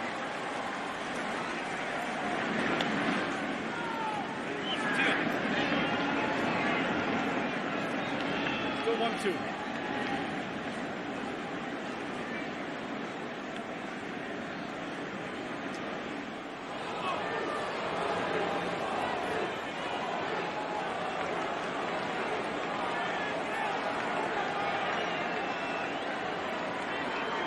Seager with 22 postseason RBIs and 16 extra base hits in his young career. And as we talked about last night, he missed the 2018 postseason and really the bulk of the year. Had to undergo Tommy John surgery.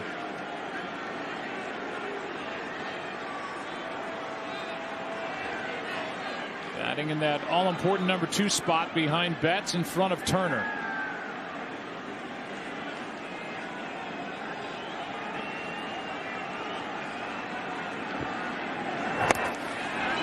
I'm always enamored. You see the runner on first and just the angles and the distance, right? The base path, 90 feet. The pickoff throw, just get back. All the bang-bang plays, try to steal.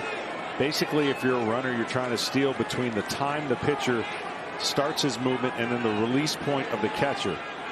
And if the 2 of those add up, 3 and below, right, it's just unique. The game has got angles for the third baseman, the first baseman, and we've already seen a lot of bang-bang plays just at first base alone. Betts is running and Seager flies one into left center field. Should be handled, and it is by Markakis. Betts backpedals all the way back to the bag. 1 out.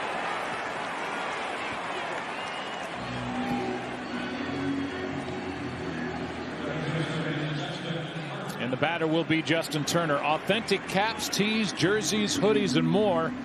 Get all your postseason gear and cheer on your team at home with the official source, MLBshop.com. Like, what if the base paths were 95 feet? Would there be bang-bang plays? What if the cup in golf was bigger? Would there be more lip outs? Stuff like that. It is a unique game, and you are a unique person. Unique, yeah. Turner has a double. Doubled into the corner back in the first. That was the only hit given up by Minter. That's a strike. Corner, yeah. Minter went 3, no runs, 1 hit, 7 strikeouts, no walks. Matzik, an inning and a third, allowed the home run by Seager. And now Green, who took over in the 5th. Got 2 outs in the 5th, has 1 on, 1 out here in the 6th. There goes Betts. Throw down by d'Arnaud is not in time. That's a perfect example of how close and the speed that Betts sliding into second. A little bit quicker by the pitcher and a different story, but that speed. He goes, he gets a great jump and a good catch, a good throw and catch, but you see the hand. Nowadays, the way everybody slides, you got to teach the infielders, which they've done, to hold the tag, hold it in case he goes off the bag because of replay. And I will say replay was never intended for this play, where the hand goes up for like a millimeter or a centimeter, but it's turned into that so that infielders learn to hold the tag. Tying run in scoring position, and a ball down and away to Turner, 1-2.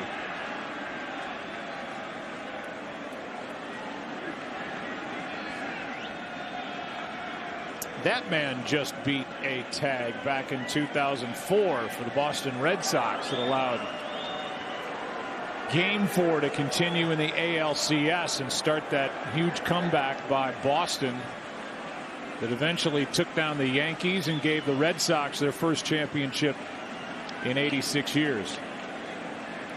Dave Roberts with a steal as a pinch runner against Mariano, right? Yes, sir. That's my point even about the game today. You got some top flight closers, dynamic arms with slow deliveries, but hard to get 3 hits off those guys. Why not, if you get a man on, take second when they're giving it to you? Turner just gets a piece with a big swing.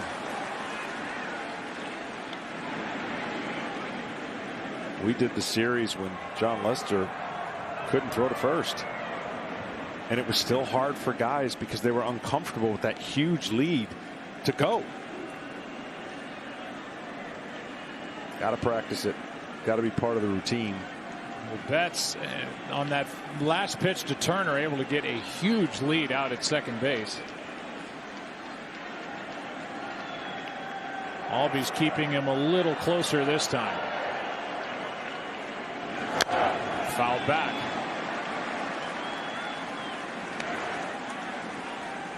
Turner without an RBI in this LCS.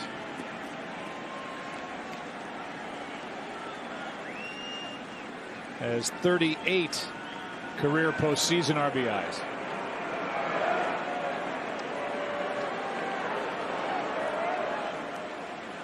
Most in Dodger history. More opportunities, more rounds in the playoffs these days as Green steps off. And one thing he's been good since going back to 2018 is his batting average against sliders. Really stays on the ball.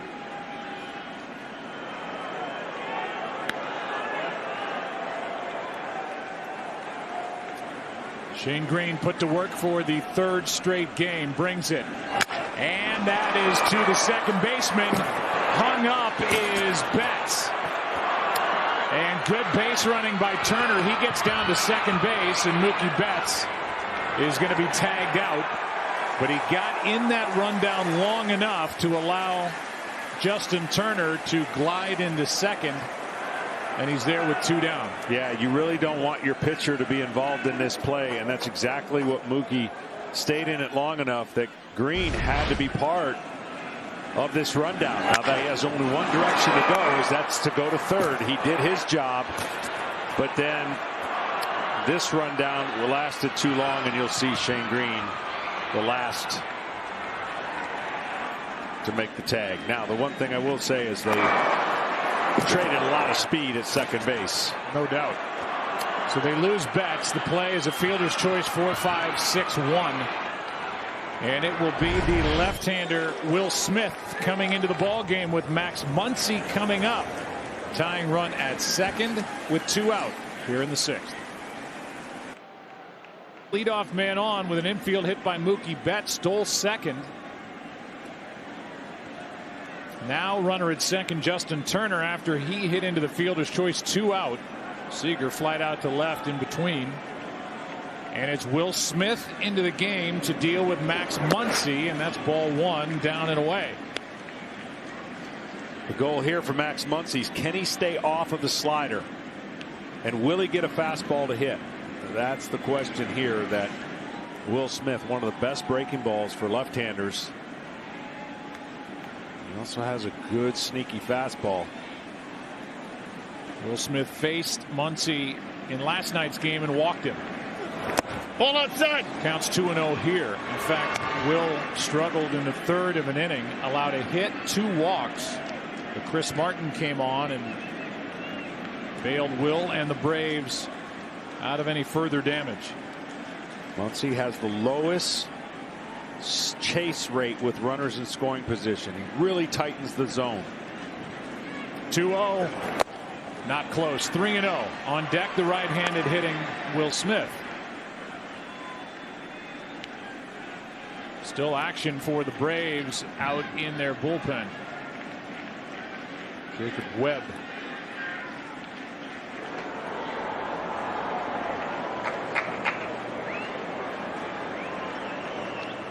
.3-0 the count. Is Muncy going to cut it loose?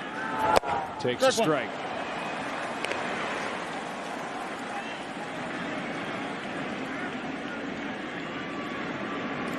.3-0 breaking ball. Will this be the classic all breaking balls till he gets to 3-2 and then surprise him with that fastball? The next to Muncy is in for a strike. We're going to find out. Will he have the guts? This is the old cat and mouse game.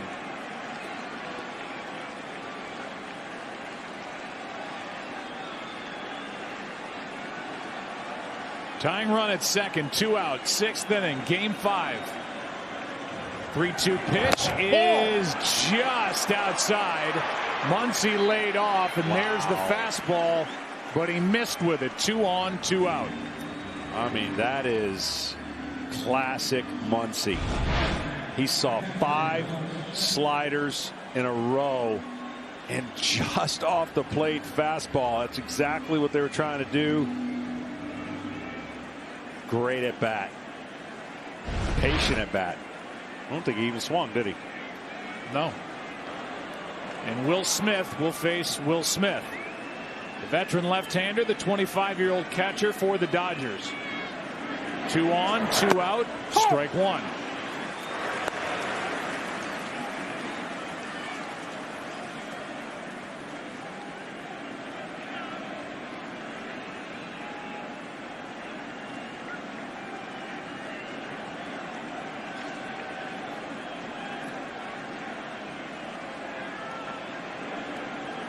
Oh, 1 pitch is on the inside corner, 0-2.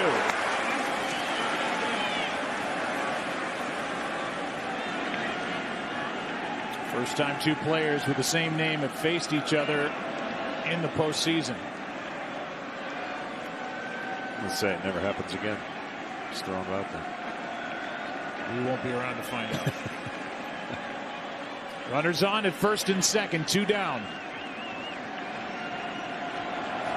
Ball, that's in. And Will Smith, the lefty, just keeps trying to extend the inside corner of the plate. And a good take by the hitter to make it 1-2. Perfect 0-2 pitch. Stress on everybody. Stress on the umpire. Stress on the batter.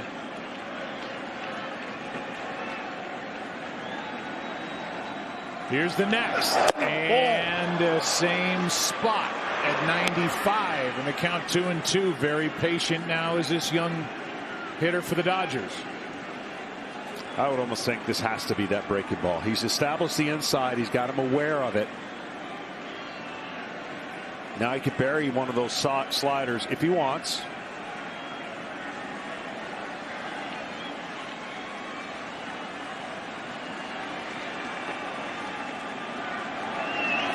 The next is down and in. Still no swings. And it's a full count. That's pretty amazing again. That tells me, you know, you're doing your homework as a hitter, but you got to recognize that pitch quick because he's already busted you with 2 fastballs in. And I thought that might have started high enough. Good job by the last 2 hitters for the Dodgers. Runners on at first and second. And seeing if he could catch Turner leaving too early. A spin but no throw by Will Smith. So I would think if you're confident on that side, he's been bearing it in. You try to paint the inside part of the corner one more time with a fastball. 3-2. And Will Smith will have to guard anything close. The runners will go. There they go. And a high fly ball to left. Back at the wall. It is gone. Will Smith. The biggest swing of his young career. And the Dodgers jump on top 4-2 here in the 6th.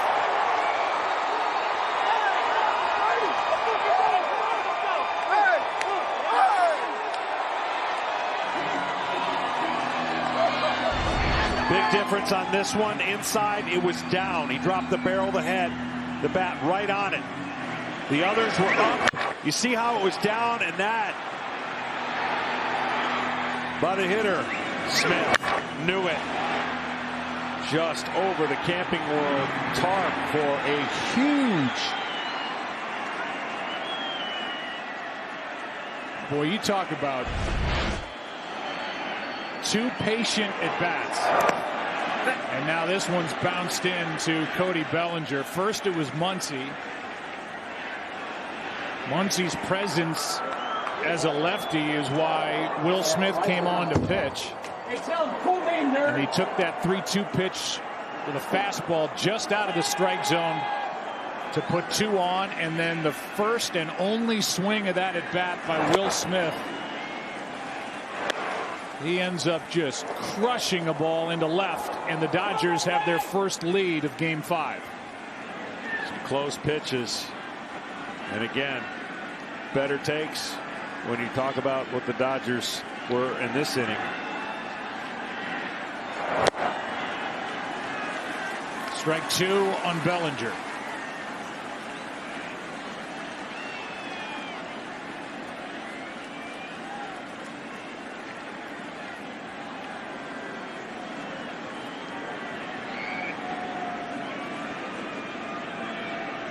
Now the next. Ball inside. That's inside. Talked about it last night. I maintain you saw everything you needed to know about that kid when there was the error in the bottom of the 8th inning in a blowout game after a long postseason and a long night. He's running down to first base to back up, and it was his backup that got the ball after Beatty just dropped a routine play at first.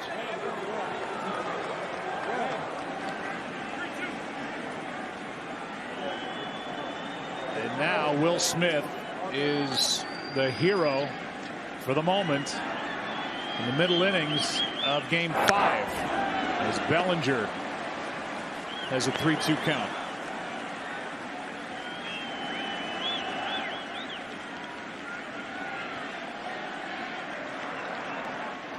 Since that Mookie Betts catch in right and doubling Marcell Ozuna off at third, Seager followed with a home run, and now Will Smith, the catcher, goes deep off Will Smith, the lefty. That should end the inning as Freeman waits for it. He has it. For the lefty Will Smith, he threw 11 pitches before the first swing against him. It was provided by Will Smith, the hitter. And he blasts one into left field for a Dodgers 4-2 lead after 5.5 in Game 5. Available only on 5G-enabled Android devices. Well, this game is flipped 4-2. The Dodgers on top now, the bottom of the 6th, and Pedro Baez takes over for the Dodgers with Travis d'Arnaud swinging and missing, strike 1.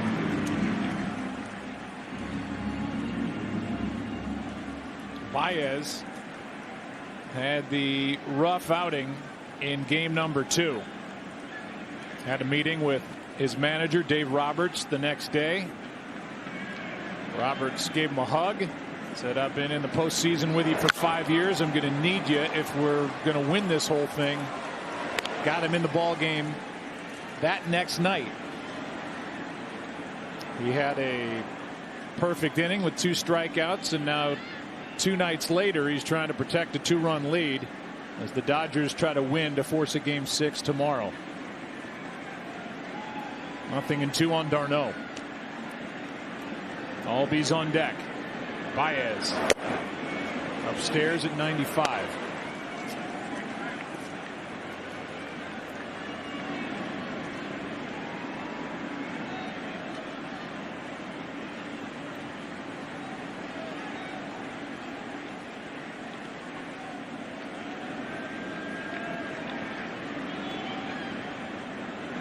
The next, and a swing and a miss. 1 away to start the 6th inning. It begins with a strikeout. d'Arnaud now 1 for 2. If necessary, we'll be back here tomorrow afternoon for Game 6 of the NLCS. Coverage begins at 3:30 Eastern on FS1 and the Fox Sports app. Then the Astros will try to cap off an incredible comeback. They were down 3-0. It's 3-3. They take on Tampa Bay Game 7 of the ALCS at 8:30 Eastern on TBS.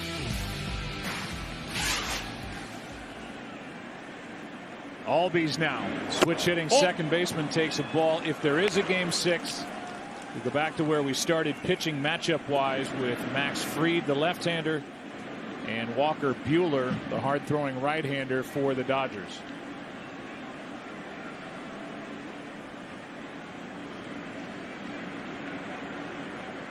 .1-0 pitch is skied into left. Pollock over to his right. 2 down.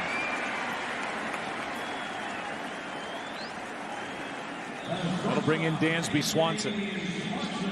So it's the first time for the Braves to have a little bit of a moment of their own now. They've really never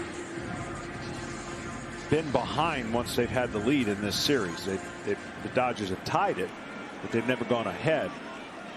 And so this will be interesting for Dave Roberts and how he wants to finish out this game with the lead. And of course, Snit, this is the scenario on the 2-run deficit on who you choose to use to keep it close, but the offense will have to do their part to come back. Game 3, obviously, the Braves had never had a chance once the first inning ended, so it's been tight until the Braves broke it open in those other 3 games. Baez brings it. Swanson, strike 1. Dansby hit the ball into shallow right that Mookie Betts charged, gloved. Marcell Ozuna left early from third base, and after having 2 on, nobody out, up 2-0 at the time, Joe Kelly and the Dodgers got out of trouble as they asked for a review. The call went their way, as it should have. Ozuna definitely left early. That defensive play by Mookie Betts then led to the home run by Corey Seager in the 4th, made it 2-1. Leadoff hit by Mookie Betts in the top of this 6th inning helped the Dodgers along to a 3-run frame, capped on the home run by that kid, the 25-year-old catcher Will Smith. And the thing that's unknown is, even if he didn't, tag and score and realized his mistake, you don't know how the inning ends. Maybe they get some more runs. So that ended the inning, took away a run and ended it. So that's where the Braves have sat since then, with 2 runs on the board. Blake Trinan really established order for the Dodgers. Dustin May went 2. Kelly had that heavily trafficked 3rd inning, but Trinan was great. Faced 6 batters, retired all 6. And now Baez has retired the first 2. He's run the count to 3-1 on Swanson.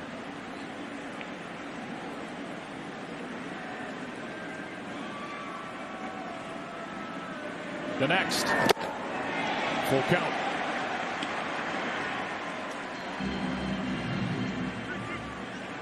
Such a great changeup. Secondary pitches, slider, but that changeup acts like a split.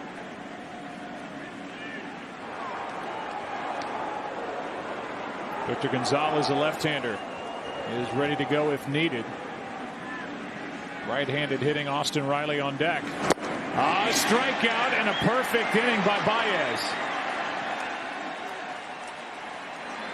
They've got Baez back. The Dodgers do. They also have a 2-run lead after 6 in Game 5.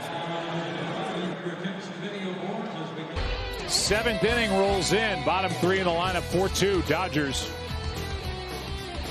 After the dramatic 2-out 3-run home run by Will Smith, the 25-year-old catcher, against Will Smith, the veteran left-hander of the Atlanta Braves. Jacob Webb becomes the 5th pitcher of the night for the Braves, who are trying to win the pennant here tonight. Dodgers trying to force a Game 6 tomorrow afternoon, and that's inside ball 1 to A.J. Pollock.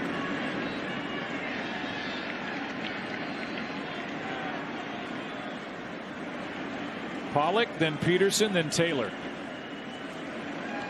Dodgers bullpen is quiet after Baez went 1-2-3 in the 6th.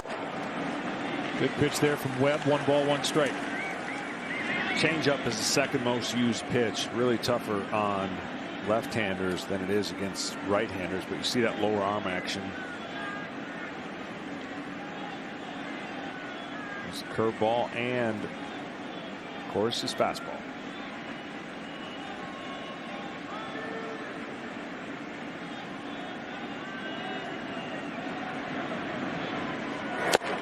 That's on the outside corner. Webb is young. It's his 3rd appearance of this postseason. He has not allowed a run, not just in the postseason, but he did not allow an earned run in 8 appearances out of the bullpen this season during the regular year.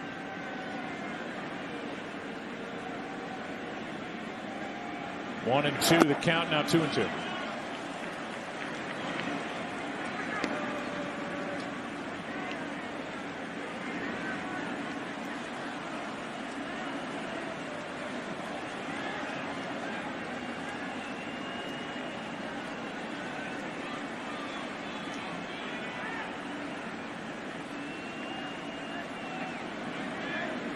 Pollock has a hit tonight, and now his 2nd strikeout. Good start to the inning for Jacob Webb. So with 1 down, Jock Peterson is coming up, and we give you a quick word from Bacardi. Break time means it's time for Bacardi Spiced Rum and Cola. Introducing Bacardi Spiced Rum. Peterson 0 for 2. You always have these interesting emotions from the 2 potential starting pitchers for each side, right? Buehler, please let me have another opportunity to pitch.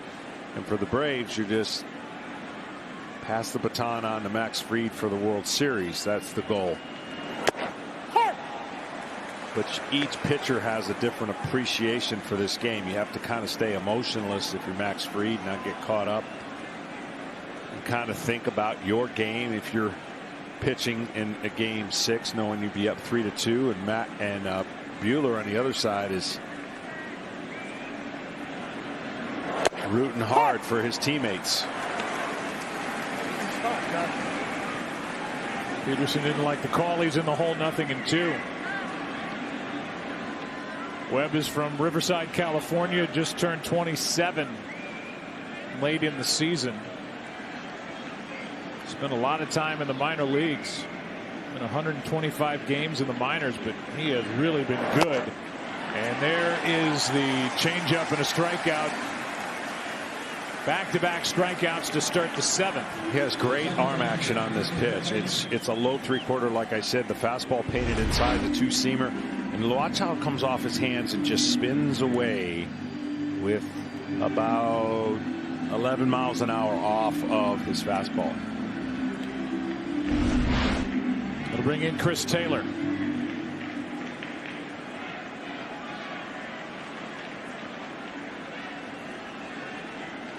Taylor 1 for 13. A 270 during the regular season with 8 home runs. Late there, 95. But see, the follow through and the swing has been the same. It hasn't really deviated, and the timing has just been off.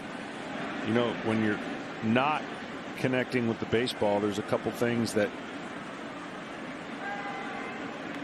you want to check to see if you get the better timing.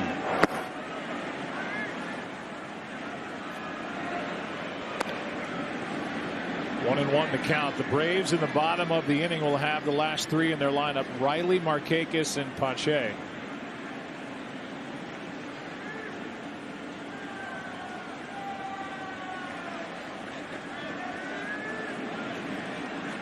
Here's a 1-1. That's not his hand. That's not his hand. Hit him on the hand. You can hear the home plate umpire, Dan Iasonia. It sounded so crisp, it sounded like it hit the bat. But that caught, I guess, Taylor on the left hand. And we're going to get a mild argument from manager Brian Snitker. Yeah, it hit the bat. I mean, it hit the knob right there is what you can clear it. You can hear it. And you didn't. Webb saying foul ball. It hit the knob of the bat. Might have pinched some skin in there. Yeah, we got a pretty good view right here. Right there's the bottom hand, and that is just right off the knob. I mean, that squares it up.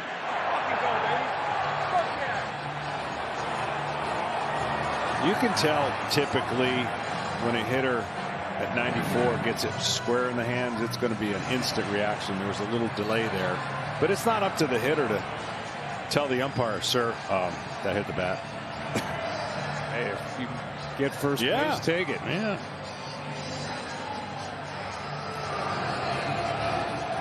They're showing it on the replay board here in Arlington. It's just too late of a delay. Watch.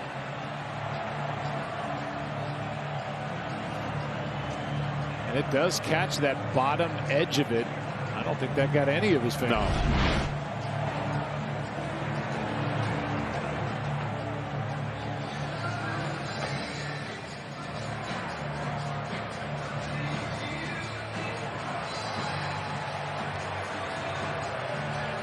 Chris Taylor has to stand at first base while they run that replay over and over again on the video board here.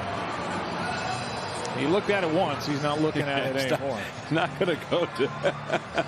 He's not going to volunteer and go to the plate. And they're going to bring him back.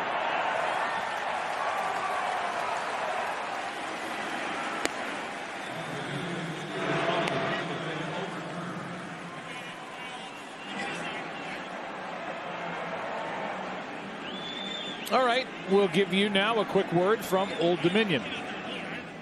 Old Dominion consistently goes the distance to be #1 in customer satisfaction.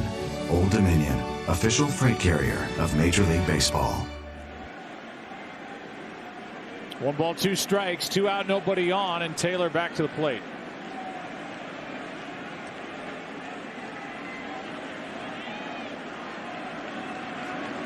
Webb deals, and a foul backing out of play.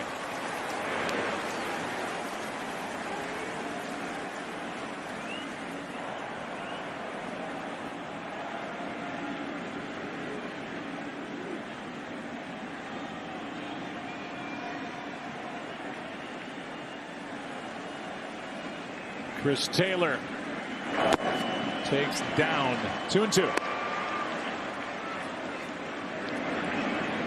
I think the umpire was too happy with Jacob Webb yelling in, but he ended up being right. Tough call, obviously, for a home plate umpire. He can't exactly follow the ball into someone's hands. That is toward the corner. So instead of being hit by the pitch and standing at first, Chris Taylor is at second with a 2-out double.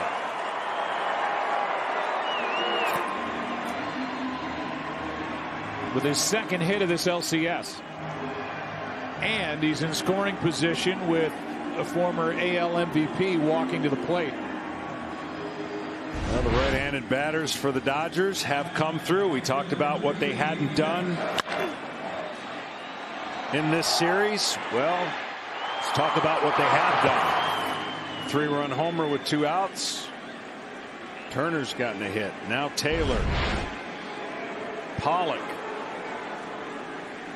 Of course, Will Smith. Mookie Betts with a hit his last time up. RBI chance here for Betts. He does not have an RBI in this LCS. Good pitch from Webb. So glad I don't have to look at your sheet to see. You know, I'm keeping score. I'm doing it. I'm proud. Like a proud papa. 2 quick strikeouts by Jacob Webb. First 2 hitters, then a double by Taylor, and now a chance for another run.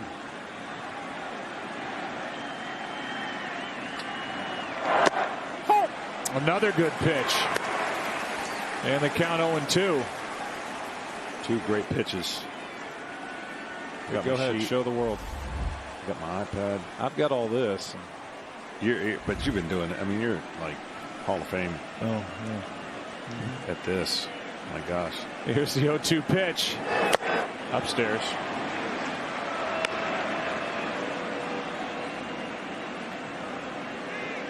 Chilly night in Arlington. Certainly less windy than last night.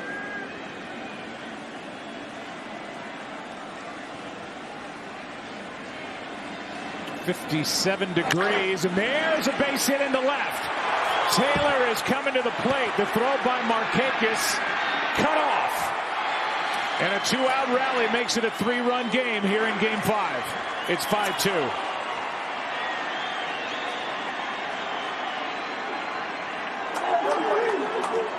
So from being called back from first on what was initially ruled hit by pitch and a challenge by the Braves, a double, now a single, and the first RBI of the series for Betts. No better timing than the present. Dodgers realize they can't afford any more mistakes. And again, the momentum temporarily on their side right now, and they're feeling a lot better than they did when it was 2-0 and they went to their pen. After all that tension early by the Dodgers and their starter Dustin May lasting just 2 innings, a lot of smiles, and Betts 2 for his last 2. A 2-out RBI single. He goes. Seager hits one into right center field. This ball is up and out. Another home run for Corey Seager, and now the Dodgers are blowing it open here in the 7th. It's 7-2. What a series for the Dodgers shortstop.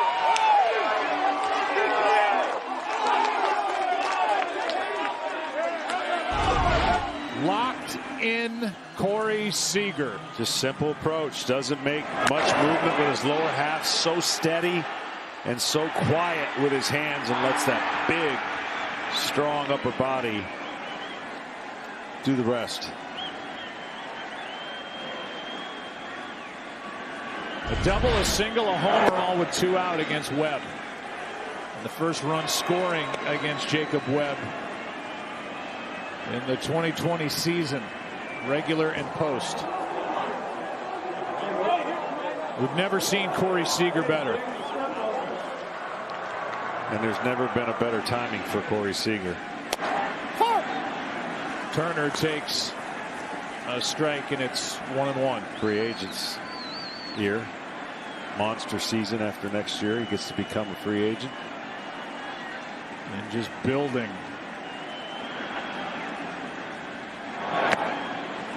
Two and one.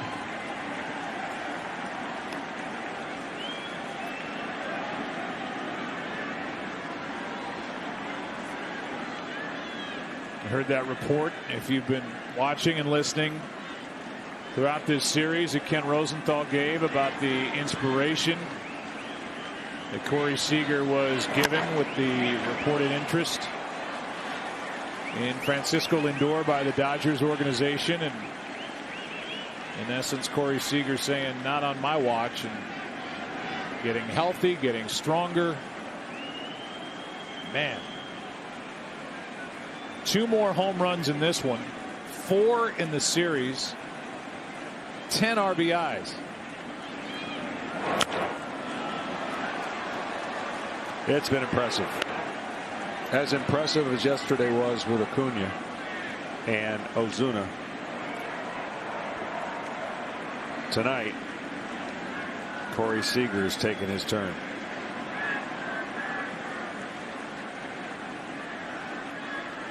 Seven straight runs put up by the Dodgers. And that will end the inning. Couple of big shots in this one. A 3-homer game for the Dodgers. Seager has 2 of them. LA on top by 5, game 5. Camping World. Somebody almost got an RV. Man, it was close. The ball hit by Will Smith, the 3-run shot to put the Dodgers on top in the 6th by a couple. Now 3 more in the top of this 7th, and Pedro Baez runs Austin Riley off the plate with a pitch up and in, ball 1. Now the Braves are going to have to make the Dodgers work awfully hard to get the last 9 outs. Even if they can't come back and win this game, they've got to make Dave Roberts and the LA bullpen work a lot harder than this 5-run lead. Saw the new player in the ball game. Here's one into left field, and that is a base hit. It falls in front of Taylor, who moved from second to left to get Kike Hernandez and his glove in the ball game at second, and Riley is on for the first time tonight. That is the first hit since the Mookie Betts catch that started what was a 9-2-5 double play to end the 3rd inning. That'll be it. That's it for Baez. He had a 1-2-3 6th.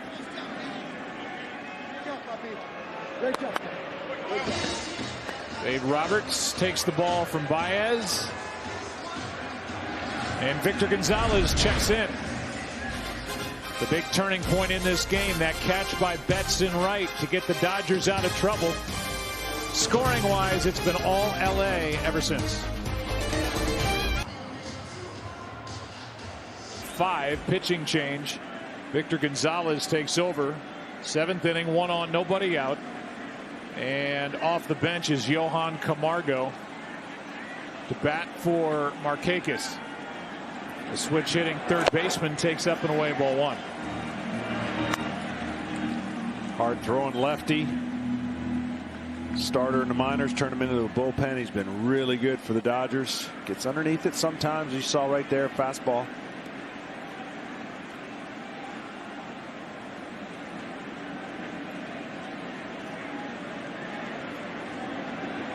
Camargo waits and takes, same spot.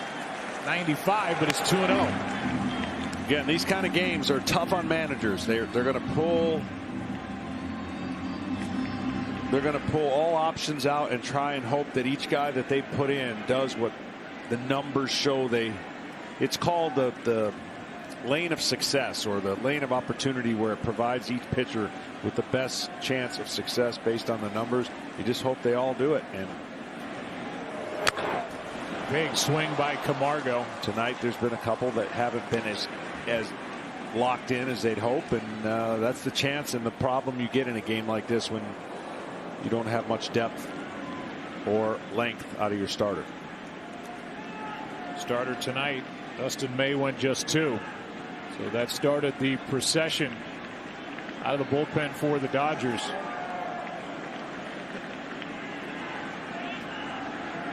Gonzalez brings it, and a swing and a miss out in front of it, 2-2. Tried to hold up, could not. There is action for the Dodgers in their pen. Uzdar Gratterall.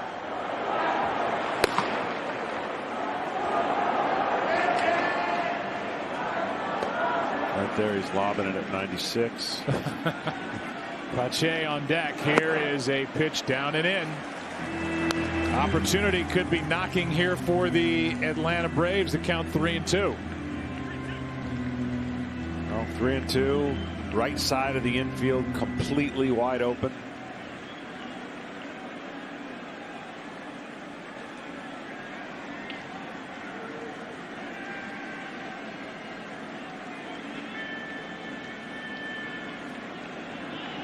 Here it is, and we'll have to do it again.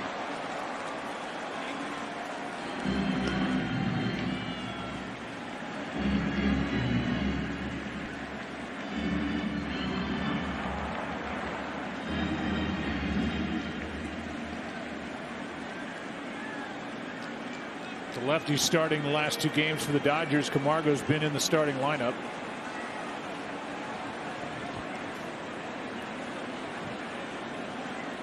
They added him to the active roster. Within this series, here's another 3-2 pitch, and that bounces in. And Camargo looks at his dugout and says, let's go. When Adam Duvall went down with the oblique injury, Camargo was added, and he's brought a little life with him to this Atlanta dugout, clubhouse, and lineup. And now here comes Pache. Well, why that's big is unless Pache hits into a double play, you turn the lineup back over into the thunder of Acuna, Freeman, and Ozuna. 5-run ball game, 2 on, nobody out. Christian Pache, 1 for 2. RBI with a base hit up the middle for the 2nd run of the night by Atlanta, back in the 2nd.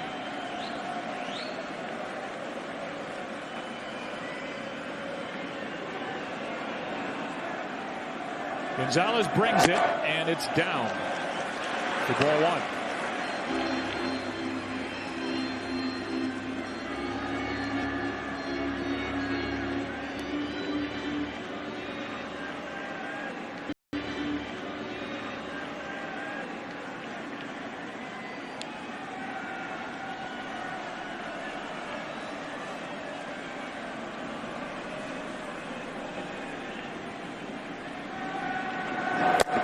Ball 2. It's a good meeting here. Out goes Smith to talk.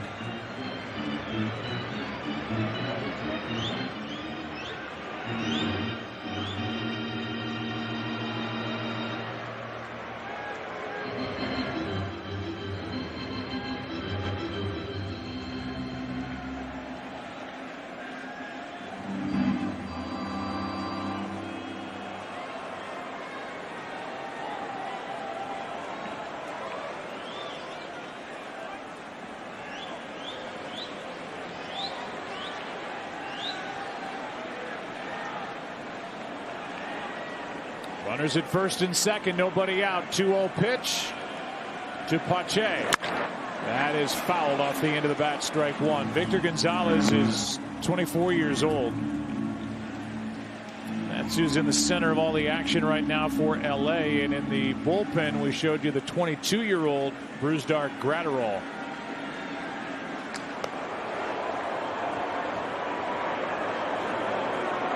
Two young pitchers trying to navigate this 7th inning with the Dodgers up by 5. Here's a 2-1.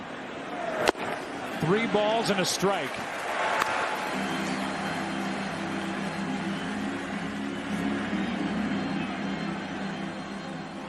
Just when you think this young man, the moment it just looks like he's going to get super aggressive and swing outside the strike zone, he's done a nice job letting the pitcher make mistakes and not getting himself out.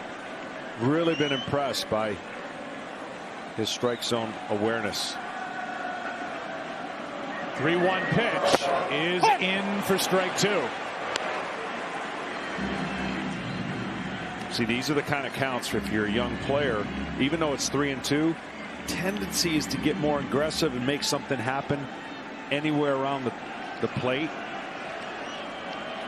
That was just a better pitch. You didn't want to swing at that one, so he took it.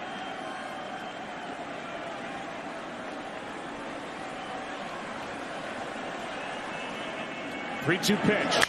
Ground ball to third. Weird. Turner out at second and got them both.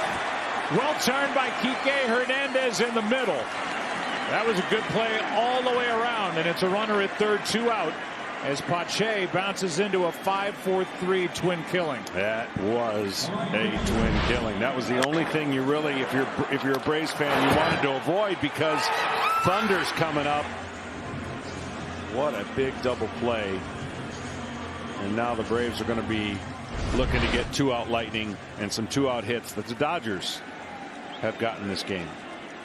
And that's the second double play turn tonight by the Dodgers. As Acuna steps in, runner at third, 2 down. Victor Gonzalez. And there's a good block here by Smith on ball 1. Walked the first man he faced. Ran it to 3-1 on Pache through a strike. And then on 3-2 got that ground ball to third for a 5-4-3 double play. Yeah, he was a pitch away from some pretty big danger, because of course facing 3 minimum was going to bring in a potential another reliever for Dave Roberts if he had walked him and had to face Acuna. Here's a fly ball into right. Betts is there. Opportunity not there for the Braves, but they could not open the door and score some runs. The Dodgers tonight facing elimination in Game 5 started slowly, but they have picked it up. They have scored 7 unanswered, lead by 5 after 7 in Game 5. Here is Max Muncy, cleanup hitter for the Dodgers. That is Josh Tomlin on the mound. 6th pitcher of the night for Atlanta. The Dodgers have had to use 5 so far.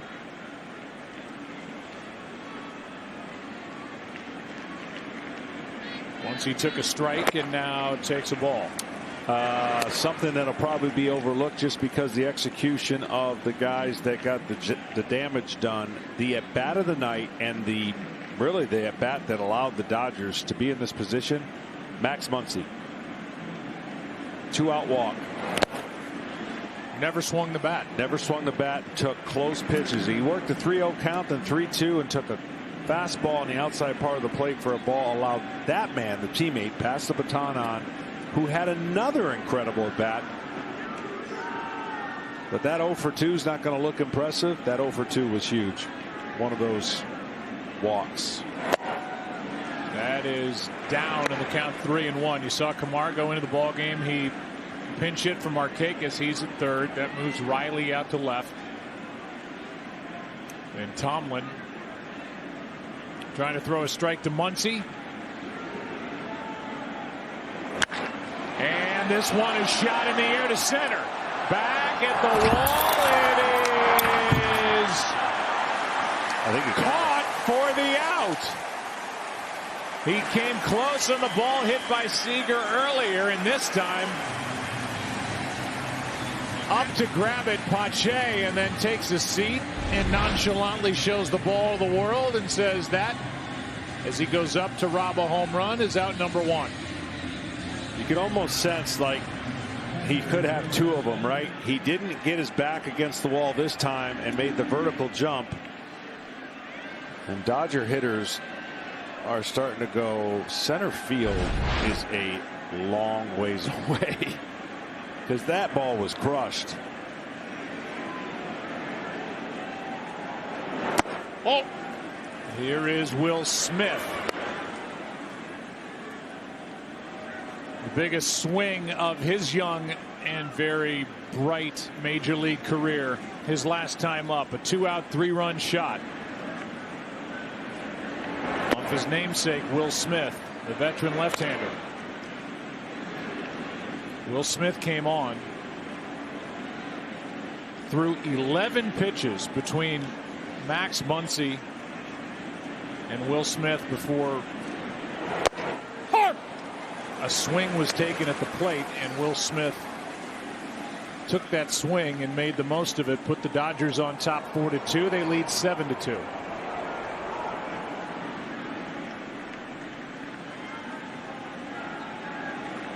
Here is a 2-1 pitch. High fly ball into left. Riley. 2 down. Let's go back to that 3-run shot StatCast powered by Google Cloud. As Will Smith powers this one over the wall and just over the Camping World tarpon left. It missed by 1 row. That much. That's down the lines. Ball will go center field. Bellinger had a couple already that fell short. Strike 1. Bellinger 0 for 3 tonight, a pair of strikeouts.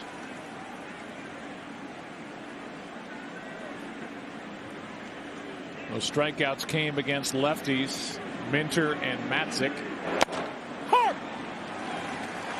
0-2.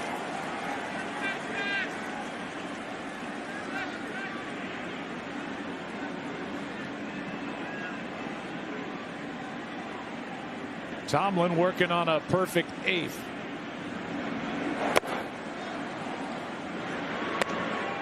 The Braves in the bottom of the inning will have the right guys up there to try to jump back in at Freeman, Ozuna, d'Arnaud.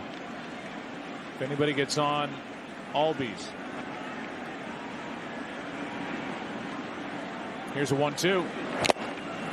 That ends the inning. 3rd strikeout of the night of Bellinger in a 1-2-3 8th for Tomlin. Freddie Freeman. First up for Atlanta. Bottom of the 8th inning. 7-2 LA.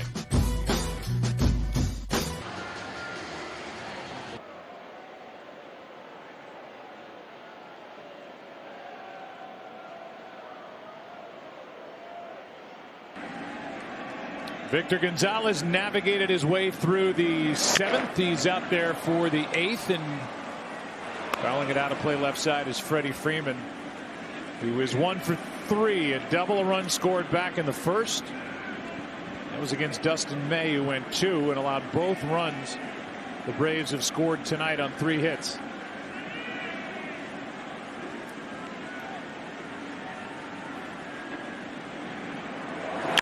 That is fair and into left field.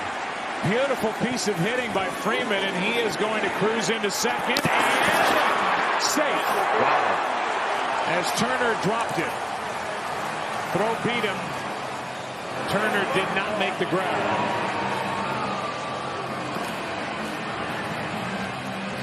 Chris Taylor made the play, and it looks like he hurt himself. Grabs his right ankle. Threw an absolute strike.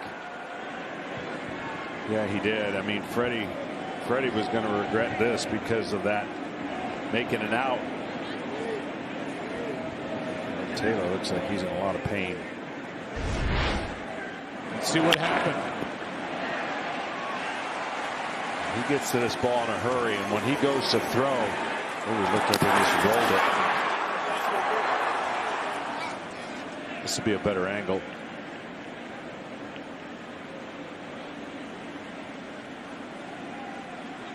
Just a little short hop that cost Turner and the Dodgers. See if we see what happens with this angle.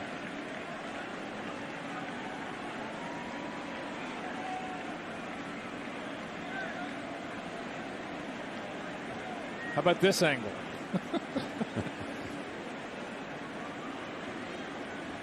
There it is.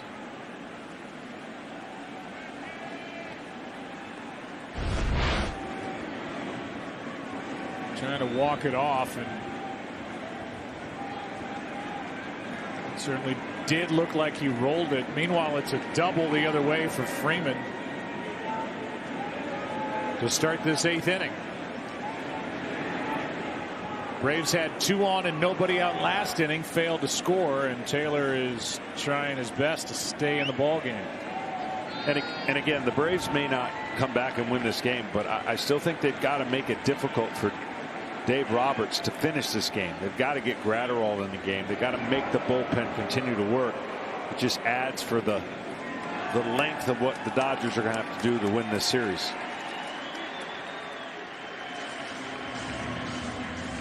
Major League Baseball would like to honor, remember, and thank the frontline heroes who continue to lift up their fellow citizens during the COVID-19 pandemic. And on his way back to the dugout, Dave Roberts takes the ball from Victor Gonzalez.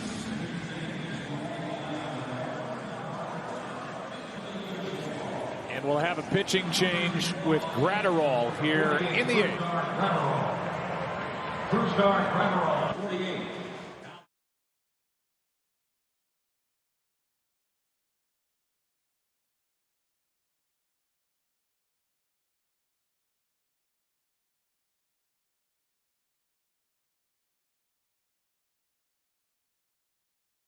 Game 6 tomorrow afternoon here in Arlington. Brusdar Gratterall is into the ball game, his 5th game of the postseason.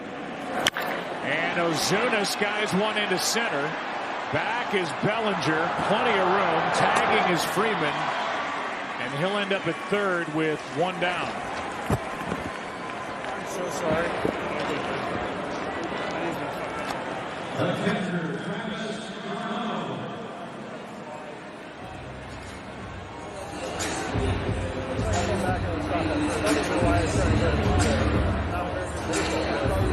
Batter will be d'Arnaud. 1 for 2 with a sac fly, a single, a strikeout. RBI chance for him. I think when Freddie Freeman got to third, he said, "I am so sorry." Maybe spiked him when he slid into second. I think so. He came in. It was one of those coming in hot because he was looking like he might be out.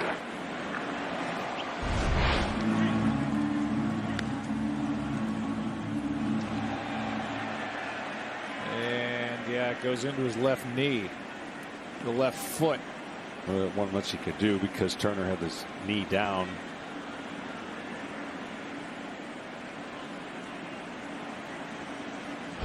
Strike 1 on the hitter d'Arnaud. Now strike 2. 99 miles per hour from Gratterall, who is fun to watch. Depends who's watching. Well, yeah, the hitters. Unless you're in the batter's box. He got roughed up last night in relief of Clayton Kershaw in the 6th, when a third of an inning allowed 3 runs on 3 hits. Right back in there.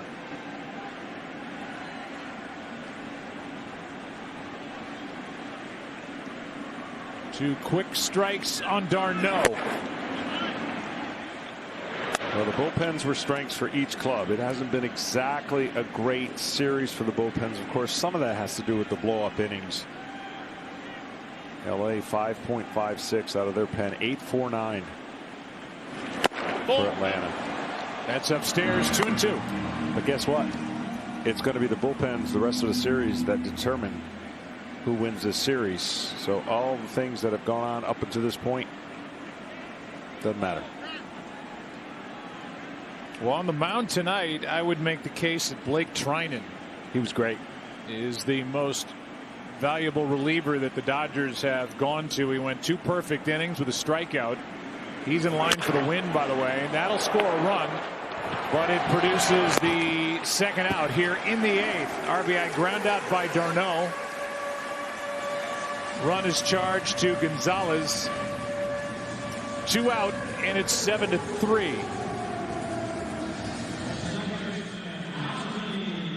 The $1 million Fox Super 6 NFL contest is now open. It's super easy and free to play, so download the Fox Super 6 app and correctly pick the outcomes of 6 of this Sunday's games. You could become a millionaire as Albies fouls away strike 1.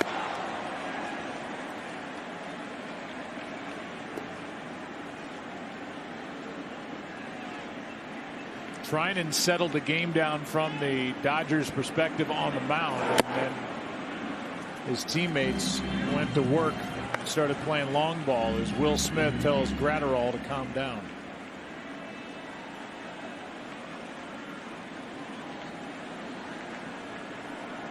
One pitch. Strike 2. Top of the zone, high slider.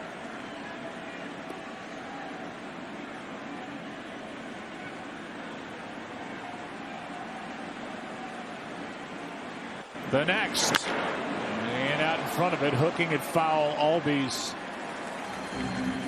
to keep it 1-2. Someone's drawing the short straw playing catch with this guy. That's all I can think about. You know, when you're out there pairing off with your teammates playing catch, this guy bruise your hand.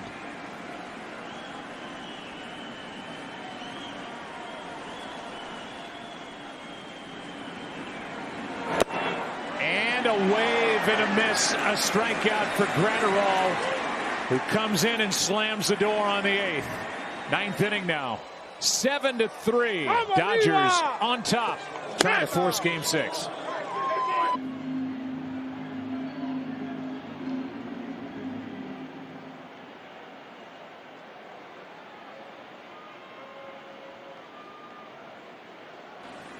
Seven to 3 ball game here in game 5, 9th inning. Dodgers bat. Tomlin back to the hill, and Kike Hernandez has his first at bat of the night.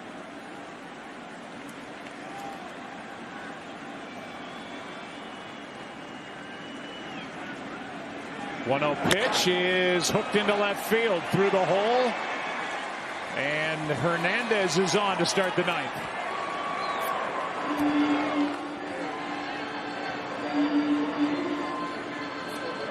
Go back to the keys to the game. Well, we said the Dodgers are armed and ready, and they've been able to do that, maybe in a little bit of a different way, but get on the right side. And those right-handed batters this series certainly making up for what that 182 average, and ride the emotion. Well, it happened the first 2 innings for the Braves.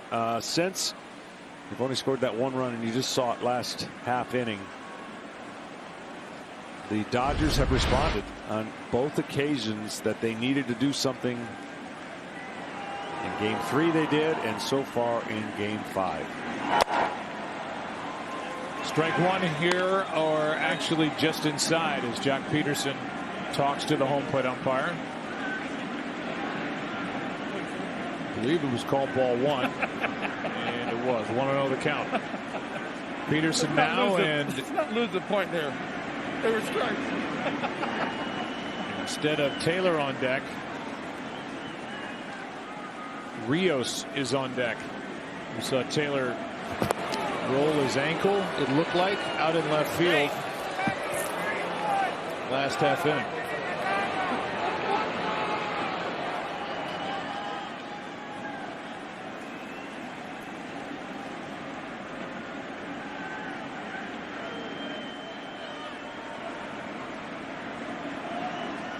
One-0 pitch is in on Peterson. Swung at it, fouled it. 1 ball, 1 strike.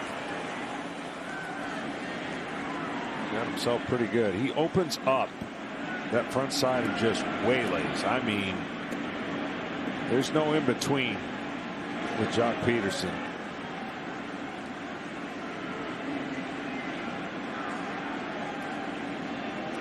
But when he hits them, they fly a long way. Another check on the runner. See the Dodgers pass out oven mitts for everybody who gets to first base. They're not really oven mitts, but they help your slide to protect your hand and wrist.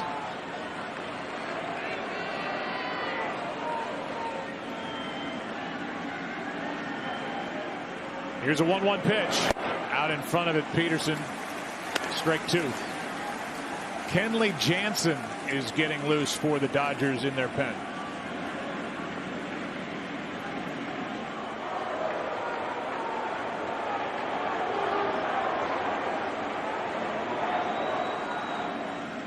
Gratterall got out of the bottom of the 8th.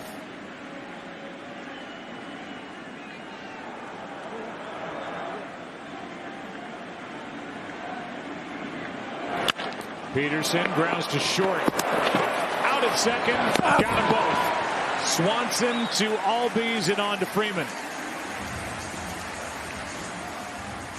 And now the Braves turn their first double play of the night. The Dodgers have turned 2.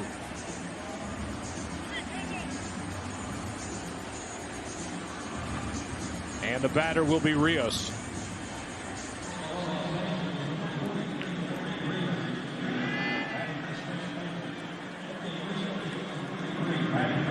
So you have to believe that whatever injury was suffered by Taylor down the left field line, while he tried to loosen it up, he is going to sit at least the rest of this one out, and maybe that stiffened up on him. Yeah, it's a cool night. Take precaution. Of course, Dodgers got to win, finish this one off and win 2 more games. So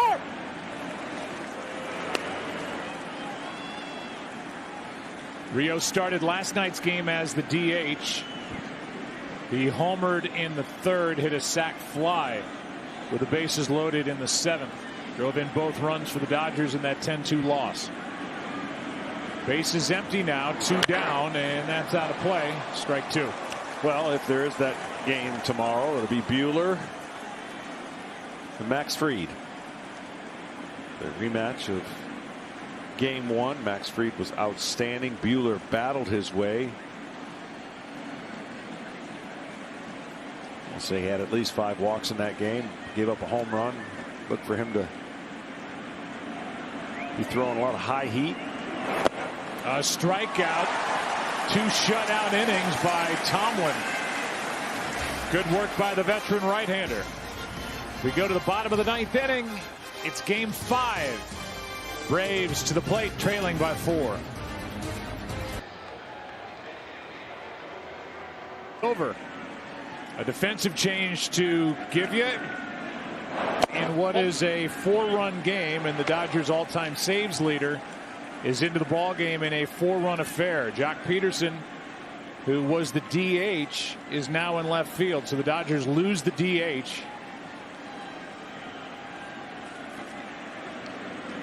As Jansen brings it, and that's in for a strike.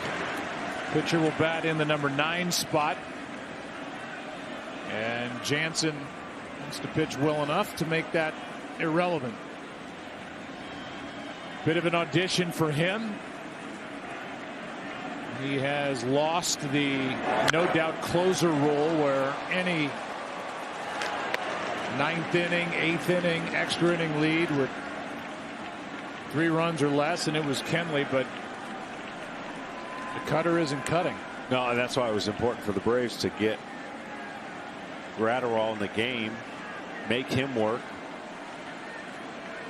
And Dave couldn't exactly leave Gratterall in. I guess he could have to finish off this inning. Might have lost him for tomorrow. And a good start for Kenley Jansen as he strikes out Dansby Swanson to start the 9th. This is the late breaking cutter that everybody had a hard time with. See, that's good spin. That's late break. The long arm delivery and the cutting action that the former catcher has become known for in his tenure with the Dodgers. That's how Kenley started, and now that at 92. They've also talked about inconsistent velocity, and that one rode up and in and by the bat of Austin Riley. A couple of notes to pass along as we're in the 9th inning of this game 5. A couple of them have to do with Corey Seager and what he's accomplished. Here's a little pop foul out of play. Corey Seager is the first shortstop with 4 home runs in any postseason series in MLB history.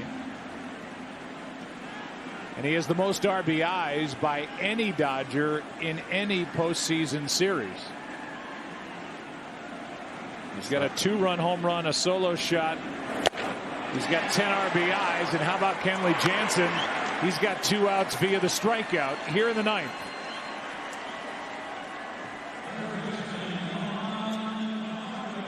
This has got to make Dave Roberts smile. Yeah, and Jansen certainly.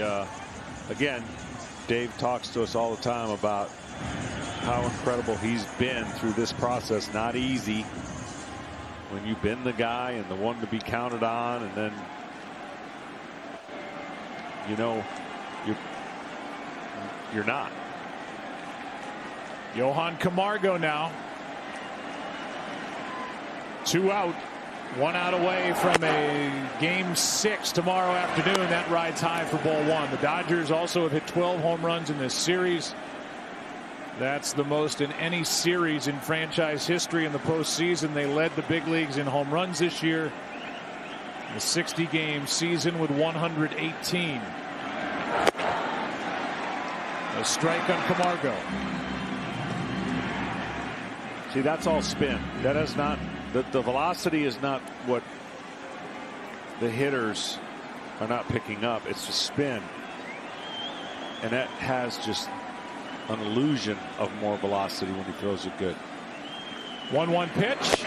Strike two. And this would be some exclamation point for Jansen if he could strike out the side here in the ninth.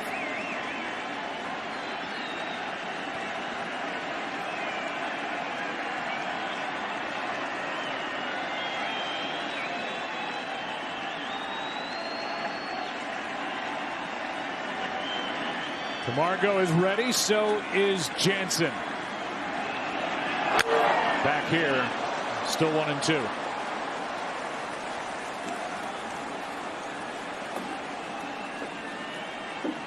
Well, has the makings of a crazy day of baseball tomorrow. Of course, this game tomorrow won't end the series, but tomorrow's Rays and Astros Game 7. 1-2 pitch is swung on and foul tipped into the glove of Will Smith, and Kenley Jansen strikes out the side to slam the door on game number 5. A 3-hour 45-minute game. The Dodgers stave off elimination. The Braves can end it tomorrow with a victory, or the Dodgers can force a game 7. It's an afternoon start. And tonight, after falling behind 2-0 early, the Dodgers started playing long ball. They got a home run from Seager, a 3-run shot from Will Smith, a 2-run shot from Corey Seager in the 7th. They win it by a final of 7-3. Braves lead the series 3-2, and we say hello once again to Kevin Burke.